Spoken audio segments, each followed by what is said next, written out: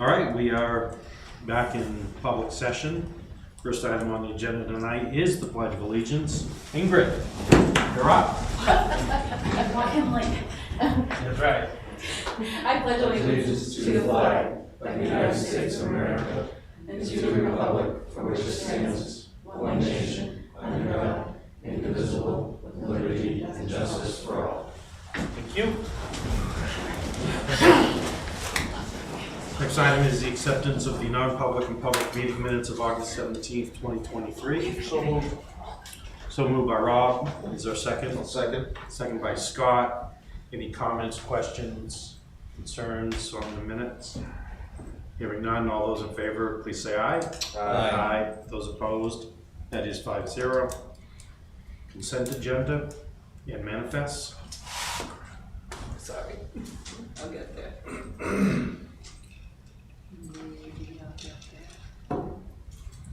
Anybody got it up? It's on the screen and you can read it. I got You got it? it. Yep.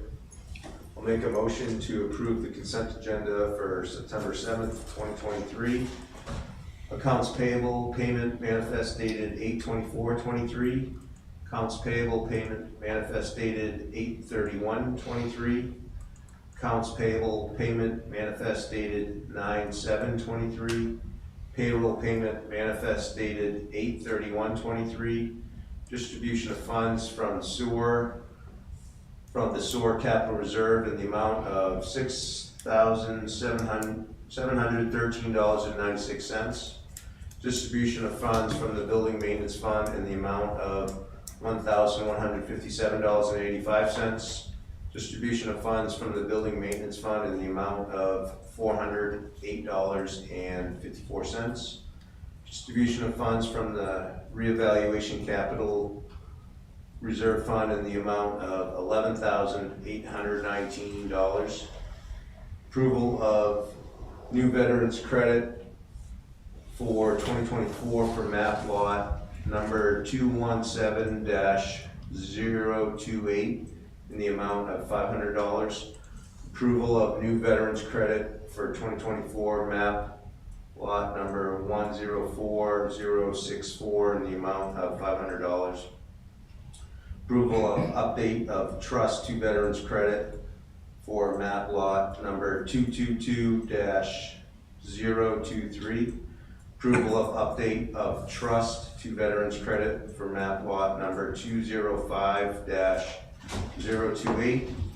Approval of update of trust to veterans credit for map lot number 113-029. Approval of table liquor license letter for Bailey Christie for Bristol botanist. Second by Les. Any item anyone wants to take off the consent agenda or discuss? All those in favor of the consent agenda as stated, please say aye. Aye. Aye. Those opposed, abstentions, that's 5-0.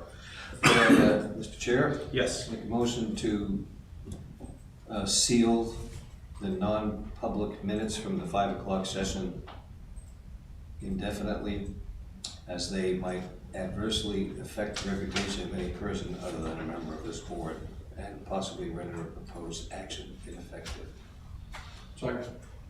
Second by Rob. All those in favor? Aye. Aye. Those opposed, abstentions, that also is 5-0. I will also make an announcement that the board has hired for a position at the solid waste manager or Transfer station lead attendant. thank you, transfer station lead attendant. I'm actually very happy to fill that position. It's been vacant for quite a while, and hoping to help with the management and the logistics of the transfer station. So yeah, it's very good. Next item on the agenda is the Energy Committee, Power Coalition of New Hampshire. Okay, so I brought with me today Andrew Hatch. Andrew is involved with the Power Coalition, Community Power Coalition of New Hampshire, and we provided some slides as well, Christina, if you gave them up. I don't want to redo what I've already presented to you. I was gonna say, it looked a lot like the same. It is, and Andrew knows that. Mhm. So what we're going to do is just use it as a mechanism for speaking to mostly the sequence of events of what we need to do in order to make it from here. Excuse me. Is that fair, Andrew? That certainly is one purpose of the slide deck. I have a little handout which also is a timeline and a sort of blow-by-blow account of the steps that need to be taken to firstly adopt community power and then launch. So I'd like to hand that out to the committee along with these slides. We can certainly, I have printouts of these too if it would be useful. I can leave them with you, but I obviously don't want to be redundant. Paul had already informed me that he had at least been through this once. Yep. So I want to have a very productive session and just give you the opportunity to ask questions and hopefully satisfy your interest in how CPCNH is working. Great, great. We'll take the handout if you have that. Would you like me just to walk around and give you that? Sure, that's perfectly fine. Okay. Put it on the slide. So.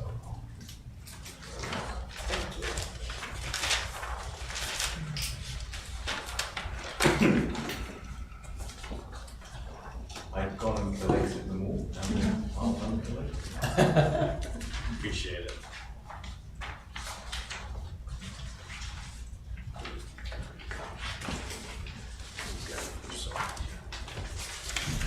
There's a lot of information that some of you may have already found out on the cpcnh.org.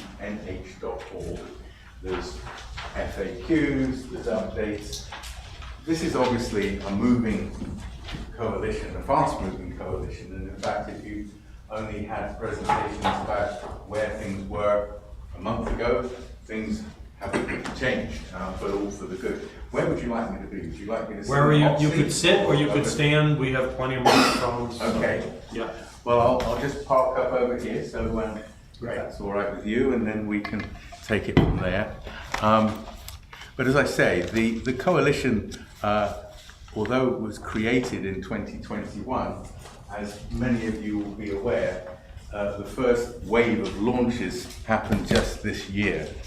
So in the last few months, what had been just theory and a lot of people having to take a lot of leaps of faith have now turned into some hard facts.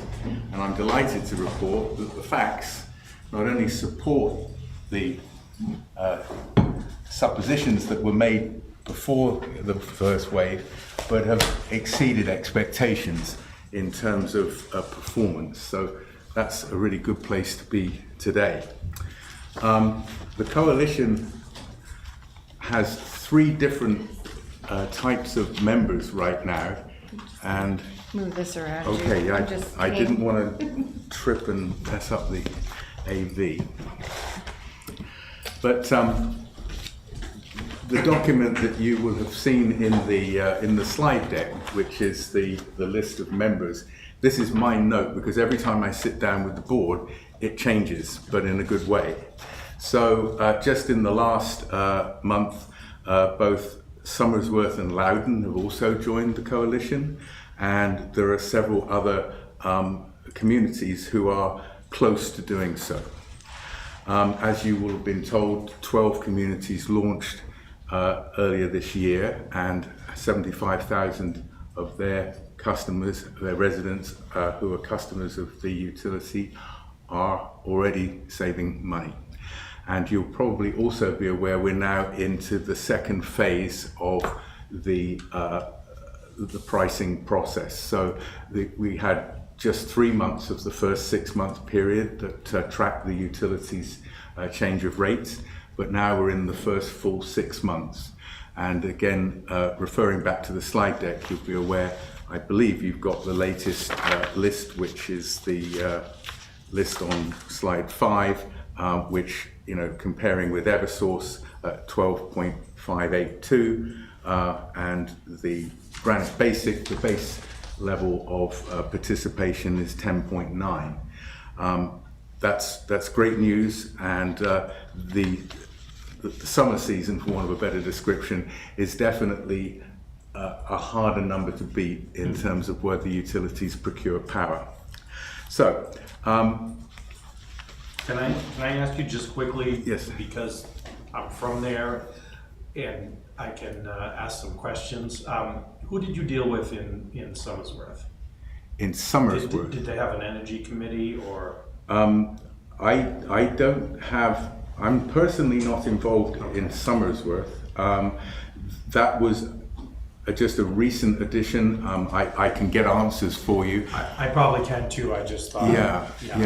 Yeah. When I say they've joined the coalition, and it's one of the things we want to discuss tonight, it's that the governing body, the Board of Selectmen, have authorized and signed the Joint Powers Agreement. So I know that's something that Paul had made clear is an important thing that we address tonight. Yes. But again, what I wanted to make sure that we understood clearly was what that action did and did not do in terms of moving the town of Bristol forward. So again, just to sort of get to the current status, those communities are now, as a member, are just moving now forward to planning the rollout of community power. And I use that term carefully because there is a difference between CPCNH and community power itself.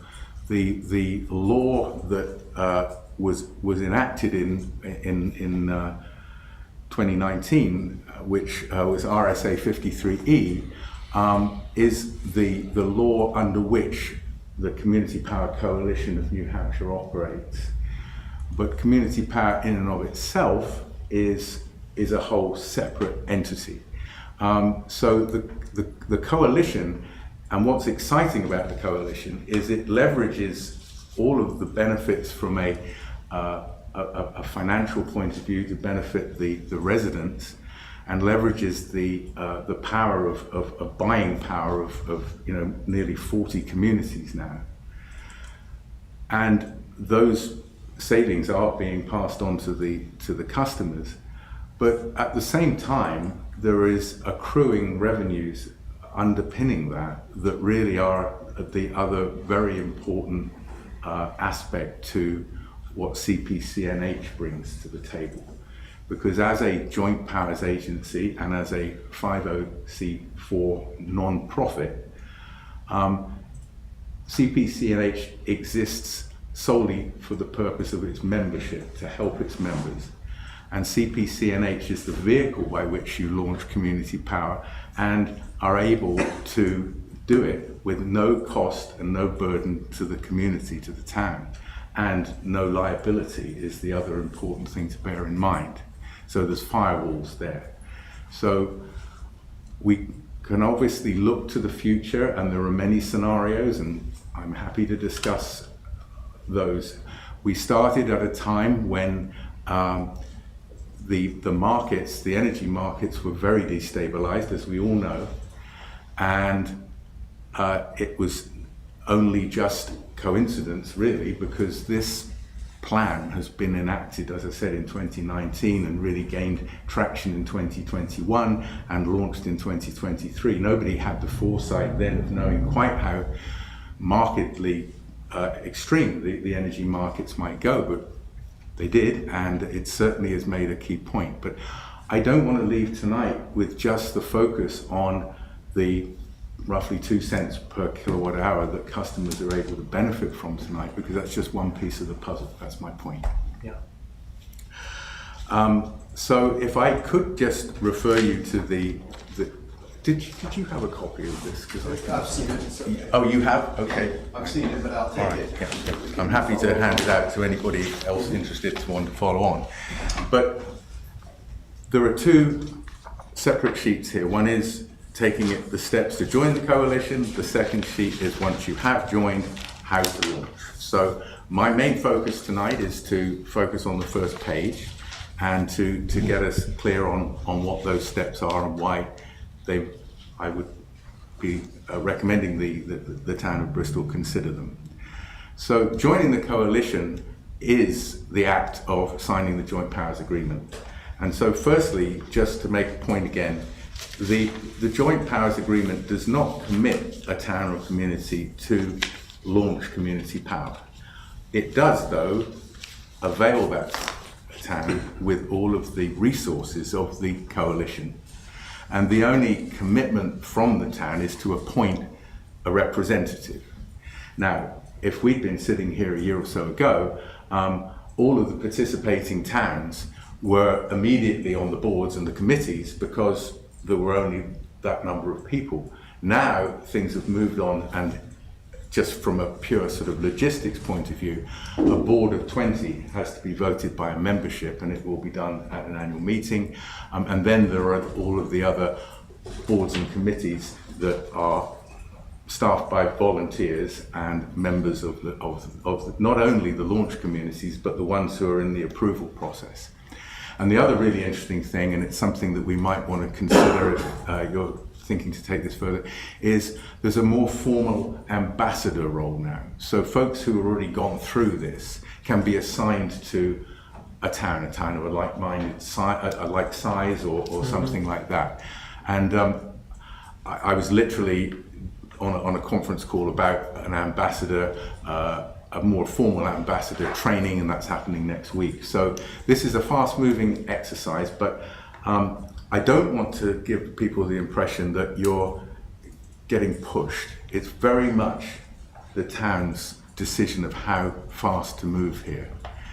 We sit here today in September, and it is possible for you to go through the process to adopt Bristol Community Power at next year's town meeting.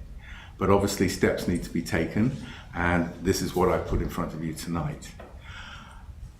So I don't want to dive in without just making sure that everybody is sort of on board with where I'm at the moment and what I'm talking to, the points that you are most interested in. Okay. Well, what you said was interesting. So if we were to sign the powers agreement, that would start this process. It still needs to be adopted. Is that correct? At town meeting? Yes. Okay. Okay. Yeah. So, The Bristol. warrant article, there's language for warrant article. Yep. Yeah. That would be put forward. Again, there is a lot of experience that have gone on, and so we now have draft energy aggregation plans, sample warrant articles. It doesn't mean that you have to adopt them. It's very much a boilerplate that you can then work with. In fact, it's very important that the town goes through these processes of public hearings, that a Bristol energy aggregation plan is written, but that, within a 50-page document, there's probably 5 or 6 key areas, particularly objectives of the town, that need to be thought well through, and we provide a document and highlight those areas. And it would work from a Public Utilities Commission perspective, as is, just put Bristol in the right places and Eversource and things, but it's certainly not what everybody's done. Some communities have been happy to just take it and do the light lift, and others have really wanted to engage and get into a lot of detail. But again, we're getting a little ahead of ourselves, because that only is an enactment of the next stage. Okay. Rob? So, particularly the town of Bristol, you have Eversource and Co-op Yes. in the same town. Co-op already kind of shops their own rates. Right. So my understanding is that co-op customers would have to opt in, but Eversource would be enrolled automatically. That is how things stand today. Okay. And Is there an advantage to co-op customers yourself in enrolling in this? about 2.2 cents right now. Yep. I mean, your rates from the co-op definitely came in slightly higher. I mean, I may be off base. I don't want to be trite about this, but it was not anticipated that that CPCNH's rates would immediately compete or undercut those of the co-op. But I will say that it's not the intention of CPCNH to disrupt the business of the co-op. The co-op operates and procures power in the way that CPCNH does it in general, and you'll probably be more than aware that the new CEO is from the New Hampshire co-op. So Brian Cownan was very much involved in a lot of the very creative thinking and some of the things that, again, CPCNH espouses in terms of its objectives above and beyond procuring power in the most cost-effective manner for its members. So are they competitors? Well, no, not the way it's set up at the moment, because it's an opt-in option for the co-op members, as is any other third-party provider. So although the co-op is not a regulated utility, and therefore its membership is a true cooperative, and that's again why the CPCNH isn't wanting to change that in a proactive way. It's certainly an organisation that is responsible for maintaining poles and wires just the same way as the other regulated utilities are, and that's their main purpose. And if their customers theoretically were to be procuring their power from anywhere else, they would still be a viable operation in the same way as the utilities have to find their profits from other things than power procurement. Was that I don't want to get too weedy about it, but was that a helpful comment? Yes, yeah, no, it is. Just to further the point, Rob, you will have the opportunity to opt in and opt out at any time. Sure, I actually pull up the FAQs while you were talking. Okay. Yeah, and it's on a monthly basis. Yeah. You can do it at the end of the billing cycle. Yeah. So if, for example, one side offers a services like time varying rates or other things, storage, you could opt in and go ahead and take advantage of those services. So it actually puts you in a very good position from that point of view. You have a choice. So that, again, is an example of where this is a very fluid situation. But again, I can only reiterate, it is controlled by the members and through the board, and many of the subcommittees, have folks who have utility experience and so forth. It's not an adversarial position to be in with any of the utilities. It's an option, but again, I definitely don't want to lose sight of the fact that as revenues accrue, there is a lot of opportunities that will benefit all of the member communities. I don't know how you had your presentation, so I don't know whether some of the things that I would say when I'm walking people through the slide deck have been addressed, and I'm not sure if it would be useful for us just to run through real fast and make sure I've covered all. Could you just take please, 5 minutes to do another 10,000 foot overall? Absolutely. How was it established? Why was it established? Right. What benefit do towns get? And Absolutely. I don't need the whole slide by slide, but Right. yeah. No, but if I'll just go through, because obviously it's Yep. behind me and stuff.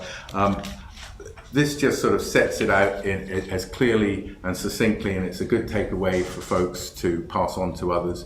But what is community power? Obviously, CPCNH is a default electricity provider, and that's the only piece that changes. The electricity bill will still come, and that will be the place where the bill arrives, and the only change is going to be a line item saying your provider is community power rather than Eversource. And so customers aren't seeing anything particularly different. The way that their bills are presented are the same. The way things are broken out in terms of supply, transmission costs and all that good stuff, it won't change in any way at all. So what you're saying is you're going to get a bill from Eversource. Eversource. No, so there's no separate bill. Absolutely. Gotcha. Or in your case, co-op. Sure. Yeah.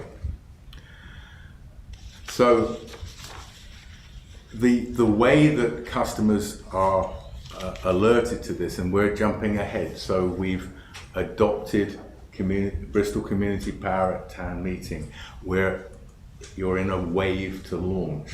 Now, we'll come on to that. It's not just, okay, we've adopted it, we can work to our own timeline, because there are a number of launch steps that are very important. They have to be done in order, they have to be done with due notice. And so, you know, the customer notification and enrollment process is very important, and it drives the launch date. And again, I don't want to get into the weeds unless you want to immediately about the time of year and how that affects things. But ostensibly, you know, 30 days before the program launch, everybody's going to get custom notification very clearly explaining what is proposed, what their rates will be, and what their options are.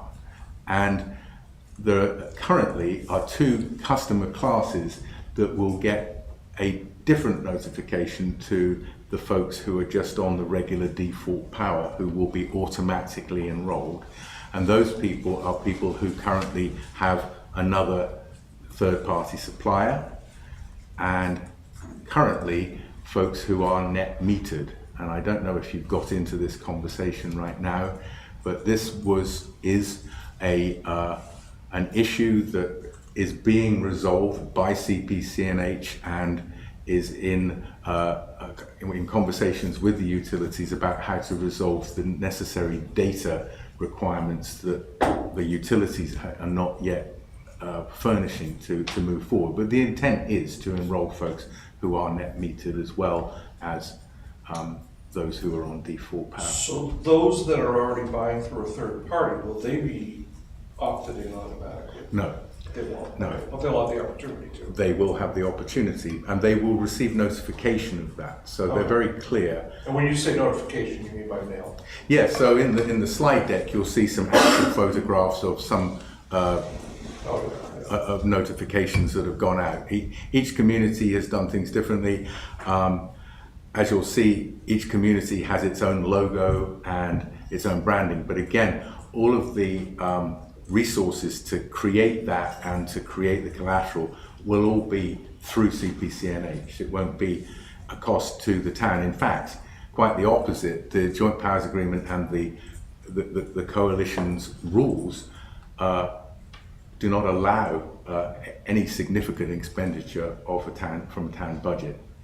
It's just for de minimis things, but all of the cost of the collateral, the promotion, that's all part of the program. Once the community launches, the costs of this are borne by the revenues received to CPCNH from the utilities, and the price that they've adopted. So right now, the 10.9 cents is a price that will accommodate all of these overhead costs as well. So that's something to bear in mind. Was that clear? Yeah, so would you be able to give us an estimate of what the kind of cost of the town would be, and what are they prior to this going to vote in front of the public? Well, as I think I just said, sort of ostensibly zero. Okay. You said minimal cost. So I'm being factual in so much as if you, for example, had members on committees and you were doing some work there that incurred, I don't know, some meals costs or something. But, I'm talking real de minimis stuff. But any cost of launching is borne by CPCNH. That's the important message. And customers are very clearly notified.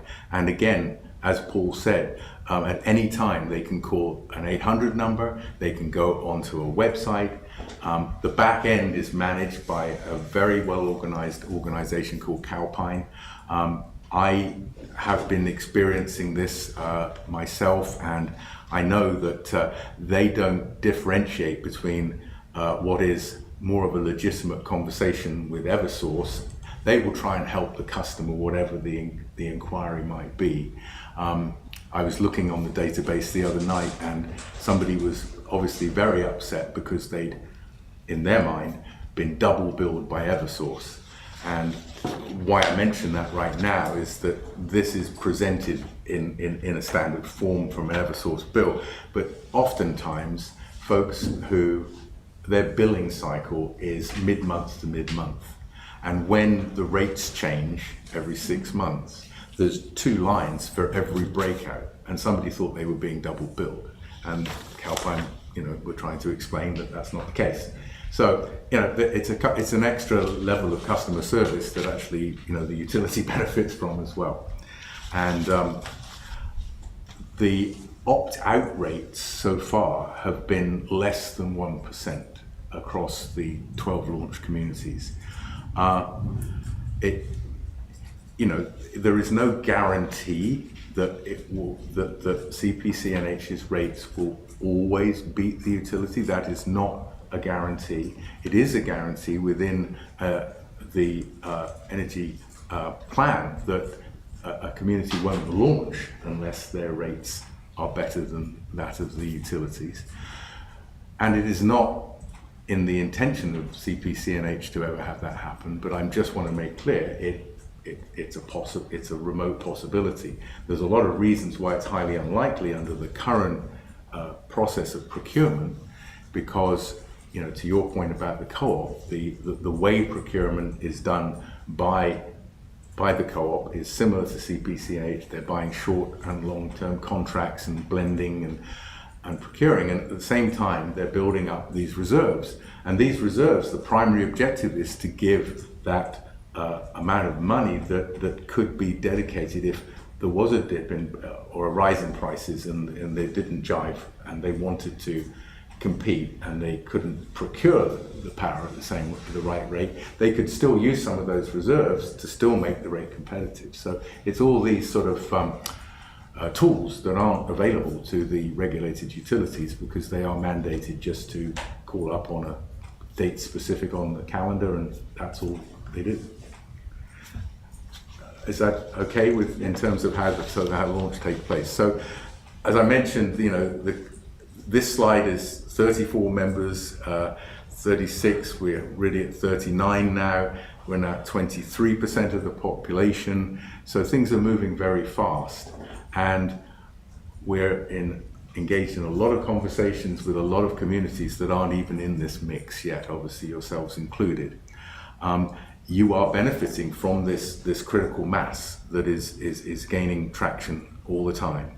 And the next phase of launch is in fact going to be this fall. There is only a limited number of launch communities. I've got a note of Dover being one of them, but also Cheshire County. And that's the first county to sign up as an alternative option. And under that county, there's a couple of smaller towns who are going to launch this year. But then in the phase 2, which is going to be early next year, probably in the February-March timeframe, that's where we are with phase 2. So the next group are the ones that have not yet got to town meeting, and that will be phase 3. I can't give you a date certain on when the launch will be, but it certainly isn't going to be in the new year. It could be possibly later that year, but I'm not sure. But you don't have to make that decision. If town meetings say, yes, we're good to go, then whatever is the right track for Bristol, you have complete control over, because what the town has done is authorised the Board of Selectmen to move forward at their discretion. So I'm not sure where we're moving along, but the legacy broker model, I don't know if that's been explained to you, but as I said before, Community Power is not CPCNH. CPCNH is part of Community Power. So there are other options to leverage, but there is, I believe, a very strong model here, which is the recirculating of profit and this ever-growing revenue. Now, these revenues are collective revenues. They are handled and managed by the coalition, However, they will always be earmarked by community. So a community will always be able to know how much of the overall pie their community has accrued in revenues. We are actively working on sort of the next edition of an update, and those communities who have launched will all be aware of how much that amount of money has been reserved. I mention this now because there is within the rules of engagement also discretionary revenues, and some people have heard about the revenues and get a little confused in their mind. The group revenues, the revenues that are booked through the coalition, are recorded and maintained by community, but it isn't amount of money that a community can just independently decide to expend in any way it chose. If Bristol or any other community wanted to do, it could. We're at 10.9 right now, just for sake of argument, round it up to 11. That other 0.1 of a cent is a discretionary revenue, and that would be at the discretion of the town of Bristol to do with whatever it chose. And there is some conversation about that with other communities. And I just wanted to put it out there because sometimes this concept is conflated, and it needs to be kept clear. It wasn't something that was launched, it hasn't been done by any community, it's an opportunity down the road, because these things can go in a lot of different directions, and there isn't a lot of community power, excuse the pun, in terms of what you do down the road. But that's getting ahead of ourselves a So little I've got bit. a question on this one for you. The left side has the evil Wall Street people on it, making money from producing power. The right side has no one making money from running a wind turbine. So are you saying that this cooperative owns these wind turbines and nobody profits from that? Well, thank you for pointing out that the concept that it's trying to simplistically illustrate is that many of the communities within their energy aggregation plans have stated their goals to participate in local generation of renewable energy. Is there any intention of this to try and bring wind power into this area? The simple answer is, if the coalition were to be discussing options, it would be a community, it would be the coalition that would decide, amongst itself with its members' input as to what particular development to support and where. And it is not necessarily something that and I'm looking into the future here, that all members will participate in or have to fund or necessarily benefit from. It could be a group of communities in another part of the state that were looking to do something, they were part of CPCNH, and theoretically they might be generating local power that would be benefiting their particular group of communities. But CPCNH has no desire to be an energy producer. No. The idea would be to use, and going back to those revenues, again, I've had conversations where people, you're going to buy a wind farm, and it's like, absolutely not. The intention, though, is to become a bankable entity where a developer who wants, you're familiar with the concept of an offtake agreement, they're looking for an organization who are financially secure enough that they are comfortable with writing a 10, 15, 20-year offtake agreement at a particular rate.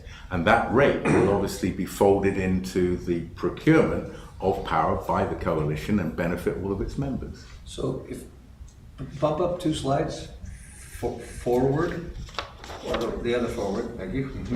The community reserve stability and Yeah, progress. so the reserve revenues, I was looking at this, so bullet 3 says enable members to finance energy projects and programs. Mhm. And below there's solar panels and a battery. So anything like this, I always like to back up and say, what's the point here? And I know I have to go back and read the RSA and go back to, the point of this is to save people money, or the point of this is to change our energy infrastructure?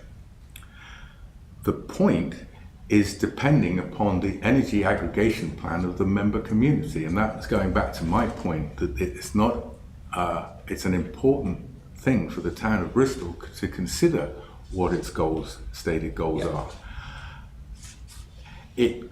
The structure of CPCNH could enable either of those scenarios. Certainly the first one of saving its customers money is a cornerstone, and I don't think any member wants any different than that. But my point is that the other part is more discretionary.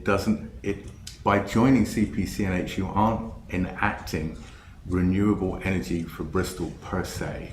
However, you will be part of a coalition that's procuring power at the most advantageous rates, and if renewables are at an advantageous rate, then it's going to benefit everybody. So I don't want to be evasive. Yeah. I'm just trying to help you to say the decision point of that is the front and center of why CPC exists, that you don't have to do anything you don't want to do, and it's a structure to give that opportunity as and when it arises at the appropriate time.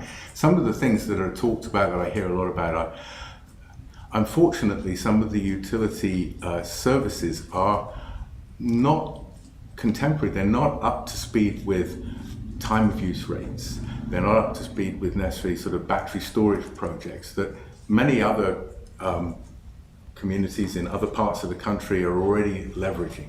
Parts of the state. And The utilities is doing it. Well, In our own state. yes, just a little, yeah, and it's all good. But I'm just saying the momentum for that is perhaps not as strong. I certainly can speak to the co-op being very engaged in that. It's all with the intention of resilience, reliability, and competitive rates.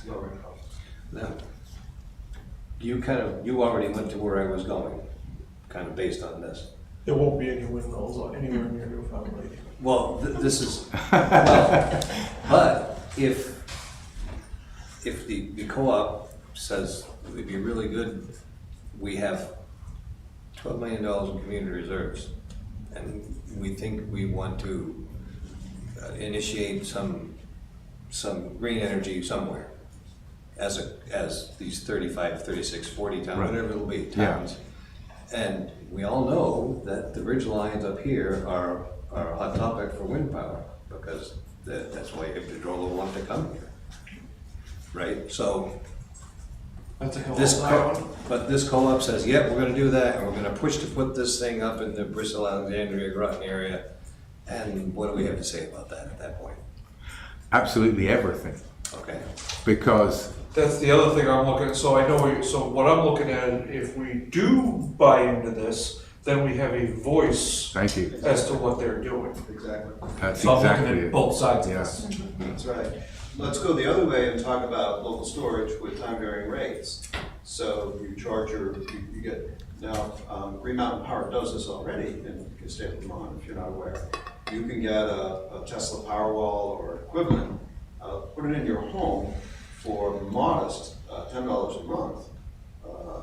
And the agreement is that they get to use that during peak rates to pull from to offset the cost of electricity that the open market, ISO market charges. This is good for the customer because it allows them to use it for when the power goes out, or to use it for time varying rates, so they charge it at night at low rate and use it during the day, instead of using the grid. And the utility gets to use it for shading peaks. And this has saved Green Mountain Power a tremendous amount of money. They put out press releases about this. And we can't do that here. Eversource isn't interested in that. So this would be a way for us to possibly do a program like that. Okay, and that usage of the battery at your home is not up to you. So right now, net metering, you don't have, if you want the power at home, you don't have to give it to the power company. They have no guarantee this dispatchable power by using any power from any other source other than themselves. They can't say to you, you've got a solar panel, you have to give me electricity in the middle of winter. They can't do that. No. Can you do that with what you were just saying? Green Do Mountain you Power know? case, the agreement, as I understand it, is during peak load periods, like summertime, 4th of July, they can pull from your home If it's available. if it's available. If you're enrolled, and so this would Well, be a right, subset, you know. And again, there's one thing about being opted in as a customer for the rate that CPC&H strikes, and there's another conversation that is completely separate about these kind of collaborations with groups of residents. It's just a future opportunity, and again, an organization that is reinvesting this money and not taking it off to its profit is the most important thing I wanted to stress. That is the benefit, but by being part of the coalition, you have a voice, and it could go in all sorts of different ways. I understand why the concept of a wind farm on a ridgeline is a very hot topic in Bristol. I'll tell you where I live. I live in Washington, and when I walk up, I can see Lempster over there, and I can see Antrim over there, and it's, you know, it's a thing. And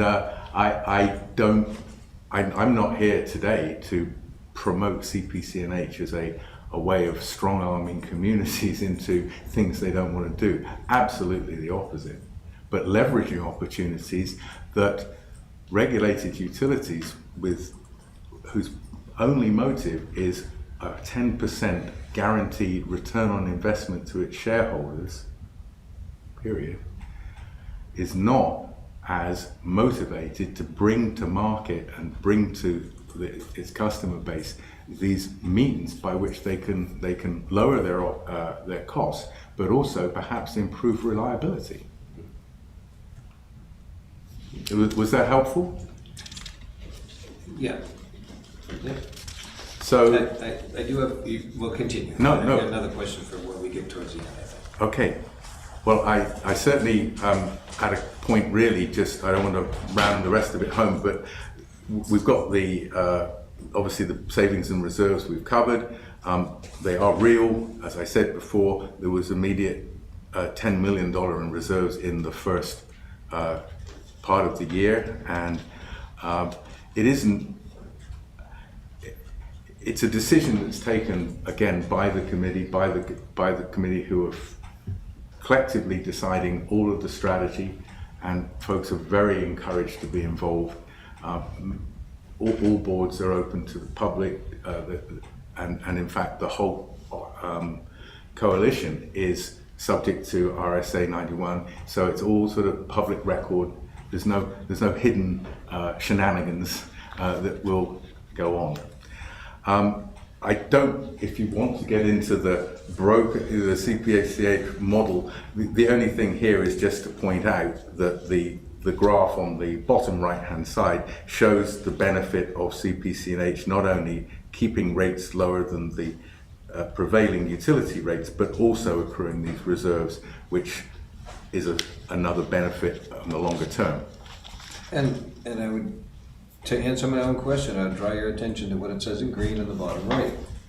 Intends to actively manage community interests for maximum benefit while pursuing clean energy. I'm going back to what is this about? So continue. You want me to? No. I'm saying it's okay. I like to know these things. Yeah. If it's not about saving money for people, but it's about pursuing clean energy and saving money afterwards. Well, I think there's a collective interest in affordable power. Thank you for taking my annoying questions. But the mission Doing well. the mission statement is to foster resilient New Hampshire communities by empowering them to realize their energy goals. Their energy That's goals. fine. Okay. So the implementation process, which we started out, so it's sort of bringing it home, the JPA, the Joint Powers Agency, as I said again, it isn't a document that puts you into a position of starting something that you a train you can't get off. It's a governing document. It's a contracting amongst the counties and the cities and the towns who are the coalition. It's got a lot of details about the articles and the bylaws and the details and the purpose and the voting rights and the cost sharing and the roles of the committees and more importantly the liability or the limitation thereof of liability of the member communities. And what it's not is a commitment to move forward. It's not a financial obligation, and it will not impact the municipal budget. I would encourage any community to review it and take legal opinion. It was amended by group coalition agreement back in April of this year. It wasn't a wholesale change, it was some minor tinkering, if you will. But my point to you is that there have been 39 communities now who have put this through a fairly rigorous legal analysis, and it has passed muster.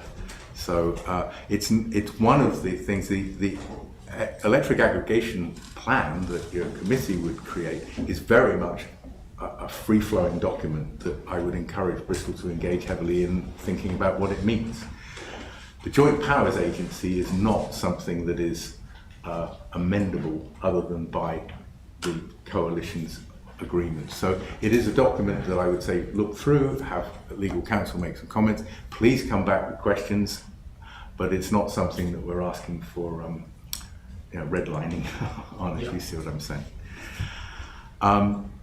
So I think we're at a point now where I think I've gone through it. Hopefully I haven't flogged the horse dead. No, it's great. It's a lot of good information. It's a lot to process. Every community is different, and I think that Bristol has a long storied history of looking at things fairly skeptically. Yeah. And perhaps what you don't know is the concern about the windmills and everybody wants clean energy, but that was a very divisive. Well, it wasn't divisive. Almost everybody was against it. Sure. Yeah. The projects that were proposed after the Groton project. Yeah. Okay. It brought people who wouldn't normally be in the same room together to Oppose not it. have those. Yeah. Right? Understood. And so we all have that in the back of our memory, for good or for bad, in terms of being gun shy about dictating certain things. So just to understand where those questions come from. Understood. But as a community, I like the idea of putting it in front of the voters and saying, look, this is an opportunity. It has a mix of power sources available. You can mix and match as a community. And, as Ned Gordon says, they always make the right decision. They do. Right? Because they came and they voted on it, whether you agree with it or not. And I would point to places like Enfield. Enfield's a hardscrabble town. They were one of the forming members. I know the people who were part of the energy committee that created that. Those meetings, those public hearings were not easy. They were very tough. People wanted, where's the catch? You're coming in with your slick conversation about saving me money, but that's not your real agenda. And I do understand, and I'm from a very similar-minded town, and I assure you, I understand it, and I respect it. The wonderful thing about New Hampshire is that we have a true democracy, and people will let you know if they're not happy. Yeah, for sure. All right, so yep. One more. So it must be, because this has been going on, that it's okay for us to do this. So normally I would say, we can't say we're going to join a group and put somebody on a board unless we go to the voters and say, do you want to do this? Right. Here we're going to say, we're going to put somebody on the board and then later on say, we've done that. Now do you approve going farther within that? Does that make sense? No, I don't think that's the process, Carol. I think You don't put somebody in the board prior to voting. Well, I think it's exactly opposite. I think it's what your first statement. I think if this were to go before the voters and they decided yes, yeah, then we would sign that. Oh, no. I would We say- could sign the yeah, powers yeah. agreement and then they would Right. authorize it. Because I was gonna ask that question, what happens if the voters don't authorize it and you go through all these steps? Yeah, Right. At that point, what happens? apologies, I had. No, and it's very, I'm here tonight and it is inappropriate for me to name names, but there is a community that did go through the process and decided to take, and is a member of CPCNH right now. And they're taking a different track. And again, there is very clear rules of engagement and disengagement. You know, I've had conversations, we didn't get into this tonight, but okay, so if this all goes wrong and we want out, surely, that there are restrictions. Well, there clearly are, because power is being procured in advance on your behalf. Right. And so there are some very clearly delineated rules of disengagement at all stages. So I can only stress again to you tonight, and I don't want to sound sort of too salesy, but to your point, Mr. Ligo, the Joint Powers Agreement is what I am suggesting you consider signing to start the process to allow your community to consider community power. And you do by one thing, you do by agreeing as a elect board to do it, you do allow yourself to have a seat at the table and some participation. But that's all you've done. And I can't imagine that we're going to get through the whole of the state of New Hampshire and not have some people voting things down at town meeting. But I will say that there were a lot of people thinking that the first two phases, who were already gone through that process, that there would have been a lot more resistance and that might have happened, but it hasn't so far. Because I think this process is robust and it does get thrashed out, and people do feel that this is the right thing to do for the community. So the downside risk would be that we sign a JPA, and those of us on the energy committee put together a plan and take your time to review the plan. We get to town meeting, it gets voted down, we have to go through disengage. So it's our time, I think, as much as anything else, that is the downside risk. The JPA is non-binding, right? It doesn't commit us to, it does allow us the opportunity to participate, but it doesn't force us to do it. it's just it seems like a weird thing to join an organization and then later on decide if you're gonna join the organization. But I do like, I know, am I trying to be too simple? well, you're joining an organization and then you're joining the implementation of what that organization does, I guess. See, this is why you're the But chair. if we Nicely join the done. organization and the town votes no, we're not interested, Yeah. there's nothing on us to continue. No, and I think in terms of how this would initially be signaled to the residents here is precisely that we want, we as the Board of Selectmen, as the governing body, want to step out of the process and allow the town to decide if this is something they want to move forward with. Okay, yeah. I just wanted to ask a question again to reiterate. So you're paying for everything up front. You're paying for sending the notifications out, giving people, that's done after the town votes though, to join the plan? Yeah, I mean, well, there are going to, as again, just to reiterate, we grew from a little group of Yeah. very motivated volunteers that sort of bootstrapped everything, and people were using the home printers and getting it all done. Things have moved on from there, so there's going to be collateral. I mean, it's not quite ready tonight. Every day I say to my, have we got it yet? But there's some little handouts and things like that. So when we get to the public hearings and public meetings, there'll be some generic collateral about CPC&H and what the program's about and what it's all about.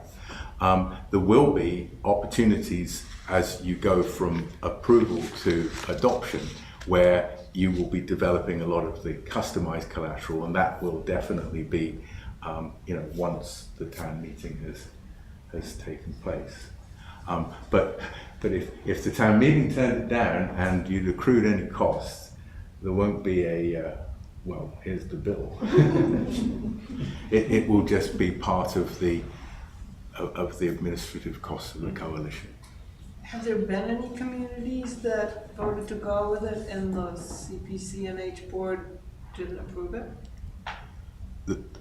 It's because I'm just reading that after the governing body votes and approves it, then the CPC&H board votes to approve community as a new member. There's no question that they would approve it? I can't think of a reason for that. I think a lot of this has been some very... I'll tell you, I've been following this since 2019. I've been fascinated about this. Part of other work that I've been doing has been with some of those launch communities, and I went to the very first meeting in 2019 at the state offices in Concord, and the testimony was from folks in other states who've gone through this. I remember a lady from I think it was Newton, Massachusetts. She was very vocal, said, the only way this is going to get the sort of critical mass it needs to really work is this concept of opt-out rather than opt-in. And the reason isn't that we're sort of hoodwinking people or anything. It's just that, honestly, you've got to get the right critical mass to get the numbers to work. But beyond that, there were many cautionary tales about community power programs that were done differently in other states that didn't work out to the benefit of the customer. Again, just personally, I purchased a third-party contract 10 or 15 years ago as a consumer, and it was good for a while, and then it wasn't, and then I went back to default power. I'm one of a very few people who've even tried that, but it's been available to all of us for 30 years. And it's just simpler this way, but because there are no hidden fees, that there's no other, like Paul said, other than you do have to wait till the next billing cycle to opt in. You could opt in and opt out at will, and if CPC&H wasn't achieving its goals of making it a compelling reason to stay in, then that would be an outcome, but it's not the intention of the coalition, obviously. So I have a question for you. If we, let's say we join, this passes at town meeting, we have a representative on the committee. Yeah. Does our representation hold as much weight as a community like Nashua that has 20 times as many residents? Right, that's a really good question, and the short answer is yes. There isn't a sort of allocation by customer based on a vote to vote. So I don't know how many towns are in the state, but I don't know the exact number, but let's say it's over 200. There's 200 something towns in the state. Each one would have equal representation if every town joined. Yes, I mean, as it grows, like I said, we have the first thing that got sort of throttled back was an operating board of 20, because once you get above 20, it just gets unwieldy. So now the next board group will be voted in by the larger membership. So there won't be one member on the board, but then there's all these other operating boards, and it's not mandatory that any community's representative is on any of these boards, but they will all have a vote, and it would be encouraged. We wouldn't have got where we were today without some very engaged folks. And this is the only organization you are the only one in New Hampshire. Yes. Will you only be the only one in New Hampshire? Can there be more? I suppose it's not restricted. It's not restricted. No. I mean, yeah, I suppose the, Interesting. But right now, you are the only coalition. yes. The only non-profit provider, yes. Yeah. Christina? I just said, has there any, if the plan gets submitted to PUC at the very end after everything goes through, have you ever had the Public Utility Commission so far push back on any plans? In the early stages when, you know, the initial energy aggregation plans were coming in, I mean, obviously it was new to everybody on both sides of the fence. You'll probably be aware the Public Utilities Commission and the now New Hampshire Department of Energy have all sort of gone through their own reorganization just recently, and it's been a little bit disruptive. And I think now that a lot of that has sort of settled down. So I know that some plans were not immediately adopted. They were initially rejected for certain points that were then clarified. But I think they've been all learning experiences that have meant that the coalition now can offer up a sort of PUC-ready draft EAP that, you know, there's an extremely high likelihood that that would fly through. And as this gets a more streamlined process, the expertise on the side of the coalition to review those before they're submitted would just only make that more likely. I mean, we don't want anybody to stumble and then, you know, to have set some expectations and suddenly you miss your chance to launch. But I mean, again, there are some criteria. There are some 60 days and 30-day criteria that it all depends on when things fall. But I don't want to get too far ahead of ourselves because those are the details once the will of Bristol is to look at this in detail and move forward, at least to go to town meeting. And I don't want to leave today by just not reiterating that by joining the coalition, myself and my colleagues would be continuing to be an asset to you. You know, I'm only an email or a phone call away at any time. So if you leave tonight and suddenly have the other aha moment of, I'll get that question, I would strongly recommend you fire it away. And if I don't have the answer, there's plenty of people who can get as detailed as you like. Okay. I think we've gone through that. We have a lot more to get through tonight. I appreciate your time. This has been very helpful. I'm sure we'll have a bunch of questions for you. Sure, a couple of points. I have slotted 2 public hearings already with the library for one's in November and another one's in February. Right. So those are scheduled. The prior select board did authorize the Energy Committee to act as the committee, so that piece is done. We do have a draft business plan that we'll be working on that we'll of course bring to you to review and weigh in on. Great. The public hearings, those would be after we sign this stuff? No. They would normally be after, Yes. yes. They're placeholders at the moment. I pushed them out far enough so that I did one in November and another one in February. Town meetings in March. Yeah. So we need to sign this next meeting if we're gonna do it, pretty soon. Because we Pretty have soon, to right? advertise our public hearings Yeah. under specific statutes. so Right. time constraints, but So we're not gonna vote on this tonight. No. No, I would think you'd want someone to look at it. I anticipated you'd want your, council to look at it. Yeah. Okay.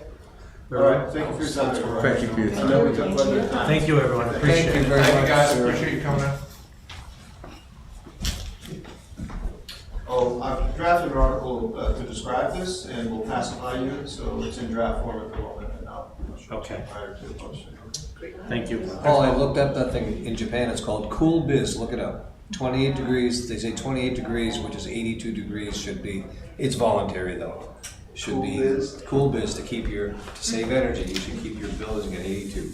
All right. I'll take it. That's old school stuff, but 82? if you're serious about saving energy, cut down your air conditioning. Oh, yeah. Of course. Okay. Oh, I got the was gonna vent say, block right here. it's freezing. You're cutting it out. But I'm not touching it. These pushing it all over to Christine is great. But, well, I covered mine. So I'm pushing the paper and I'm freezing over here, but I'm not touching it. Thank you for tolerating all the questions. I That's I have a, all day. Okay, beach supervisor, beach attendant job descriptions. Those are under 04 SB. They're both right there. Deb drew them up. The beach attendant has been in place, but we decided to pull out the beach supervisor and create an actual job description for the supervisor. Okay. It is a combined position currently, but it is good to have a separate job description for that particular duty. I don't know if you have any questions about the job descriptions. I pull them up. They're pretty cut and dried. What they're doing as a beach, this one's the beach attendant, what they're doing, and then we would just have you vote on them and officially sign them if you agree to it. And then the beach supervisor is here. Deb, I'm not sure if you have anything that you wanted to add. No, Christina, you and I worked on those together, and I feel very good about both of them. Okay. I get any of that. what? She She said felt that, very good. she said her and I have worked on both of them together and that she feels very good about both of them. Thank you. So.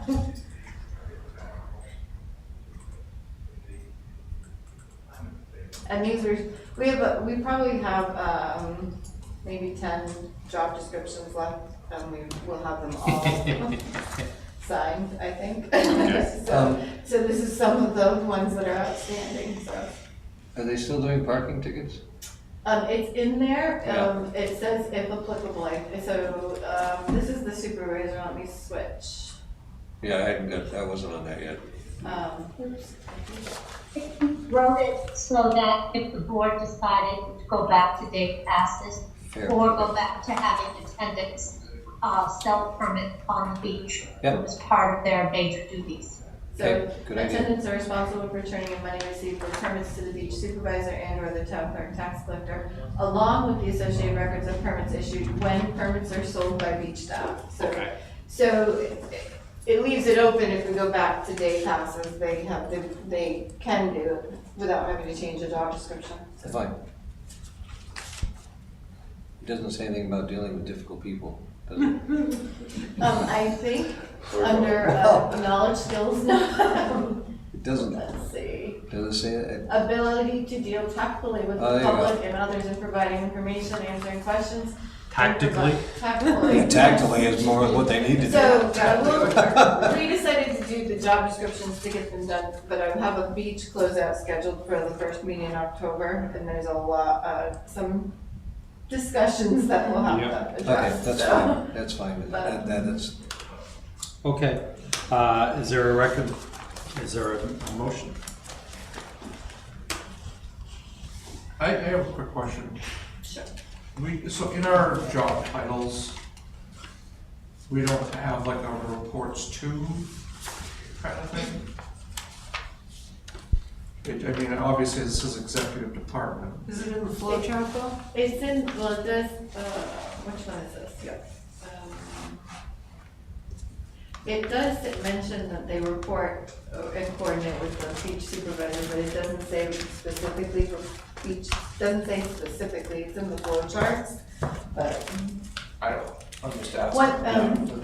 One thing that will also have to change is if you wanted to adopt this for now, because none of the job descriptions will say that specifically, I don't believe. But depending on where you go with the personnel manual, there's a wording non-essential and essential that would have to be added to job descriptions, and that could be an easy fix. We could put in them all when we redo them next year. So, but it's up to you. We can make that change on these, but I don't know how redundant it needs to be. I mean, it does say they have to turn their stuff to the beach supervisor or the town clerk tax collector. They're supposed to notify the beach supervisor here, reports any of the matters that are suspicious activity and safety to the beach supervisor. So it does say it in the bullets, but. I'm just thinking maybe not necessarily, we don't need it now, but like going forward, maybe the new ones coming out should have it. The department, on other departments, says like fire department, that would imply you're reporting to your fire chief, but this one is executive because, Right. so. Right. Okay. And So the we only other should thing- put it, yep, The only other question I have, we're having like a closeout meeting with the. Yep. When is that? October 5th, right? I had it scheduled for your next meeting, but the town clerk tax collector is asked to move it so she can be Is it here. so. worth, should we table this until then, or? We could, and then they could add it. Yep. Okay. Looks good though. Yeah, Other than that. I'm just thinking if anything comes out of that. Yep, yep. Yeah. That Okay. one needs to be added to the job Yeah. description? Yep, okay.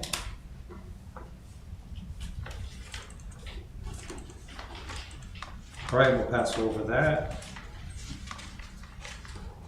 Personnel policy sections 1 through 14 update. Some really exciting stuff tonight. So I'm not gonna share that on the screen, 'cause Okay. if that's okay, because it's just a lot in there. But Ingrid is actually on the subcommittee, we're gonna ask her to move to the hot seat. She will start part of this discussion. I will explain a couple of things that are in your packet. The first thing, there's a red line version marked from the attorney of sections 1 through 14. It's not just red line, it's actually red, green, blue, purple maybe. All sorts of colors. What he did was take our current personnel manual. We didn't have, so unfortunately when we started this process, we didn't have a working document. No one could locate it. So we converted a PDF and it was too hard to track changes on it. So he took his version and combined our changes into it, which tracked the committee changes, Ingrid changes, my changes, all in different colors. So it got really, and his in a whole other set of colors. So So the clean version does not have that? does not have that, but there are specific bullet points in the side. So Ingrid will go through and just point out the high level things, and then I'll go back and talk to you about the bullet points. So which one do you want us to look at, of these three, not the memo list? The The clean one. clean version will be better for you. The one that looks like this, right? That's what we're going with. I marked it clean version in there stuff. Actually, no, it looks like this. No, Same difference. Different gravy, same. no, actually it does look like that. Sorry, Okay, you're right. it's okay. So the committee was started, Lordy, when did we start? At the beginning of the year. Yeah, it feels At the like, beginning. it feels like about 6 years ago at this point, but that's not it. To look at the personnel policy, it's made up of myself, Chris being traded out with Kirsten, Joanne, Bailey, Christina, Bob originally, who traded out with Wendy, and Carrie from Water and Sewer. So we have a pretty good base of individuals. Our first start was to find out what employees had the problems with and try and get some information back from them, which is, as you guys recall from the goal setting session, there was that communication thing back and forth with employees. We felt it was very important to ask their opinion. Because there were a lot of complaints on an employee level when the current version was changed to the current version that there was no ability for employees to provide the information. I believe you've all seen the results of the two surveys that were done, except possibly Bob, you two, The survey was done, back in January. It would have been before the election. and so I think it probably would have been before you joined. I can email you a copy of that. Probably the previous Yeah. You probably saw it. Can we all get it again? Yeah. Yeah. I'll email it. There were two, so just to break out for a second, there were two surveys that were done. One survey was based off of, the things that changed in the personnel policy, or what would you like to see in the personnel policy, those kinds of things. And the second one was kind of more of a how are we doing, and to put it shortly, how are we doing. And so it was really a good survey, and we had very good responses. Almost all full-time staff responded, so. But I'll email the survey. out. Yeah, the personnel policy survey was responded to by 41 full-time employees. It was only sent to full-time employees, and the employee satisfaction survey, which was what we called it, went to all employees, was responded to by 56. So we were quite happy with good responses, which was neat. It was electronic, it was also on paper, so I think that kind of helped. So we've really tried to take into effect as a committee the best interests of the town, the needs and wants of the employees, which obviously have to balance. Yeah, and just what can keep employees here, if that makes sense to you. So we've tried to balance those needs. Obviously, there's been conflict within the committee. Some people want something, some people want others. So I wouldn't say it's been unanimous decisions on every suggestion and every change, but it has definitely been majority. As a whole, I'll start with the basics. We changed it from personnel policy to personnel manual. The intent with that, which Christina, I don't know if you want to go into it more, is to really not have to change this document every year, every 2 years, every 3 years. One of the things that came back in the survey was stop changing the darn personnel manual. Which was it was only done last year, people, come on. So the intent was to make this document more broad-reaching overview of different areas, and then have what we have deemed administrative policies, which are things that can be changed on a regular basis, so this entire document doesn't have to be done every time. And you'll see through it, I'll use the credit card policy for one.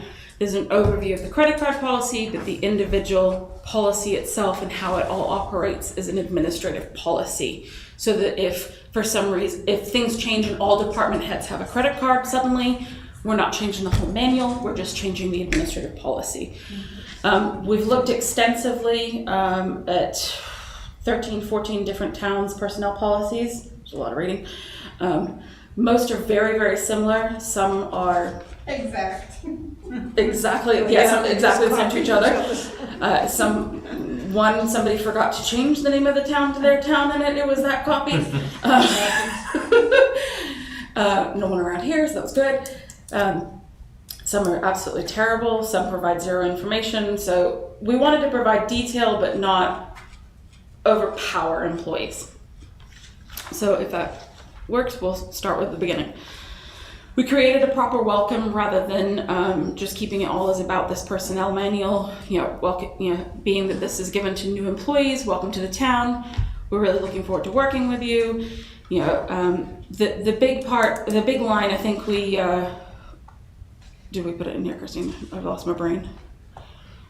Well, the big line we put between these two sections of about the personnel policy manual and the welcome was, we welcome your feedback.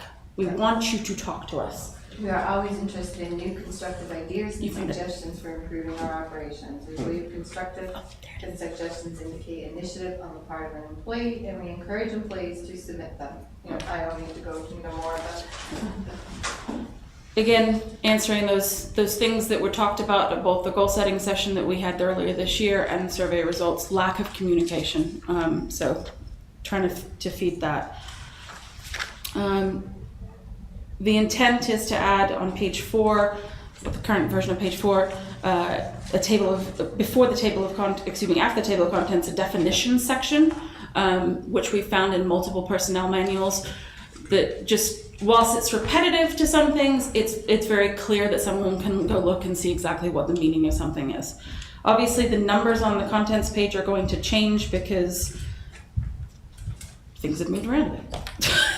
Leave it at that. So page 4 will potentially change. Put it that way. Yeah, I'll leave it at that. Okay. So we'll move into section 1. Yeah. I'm flipping, sorry. There we go.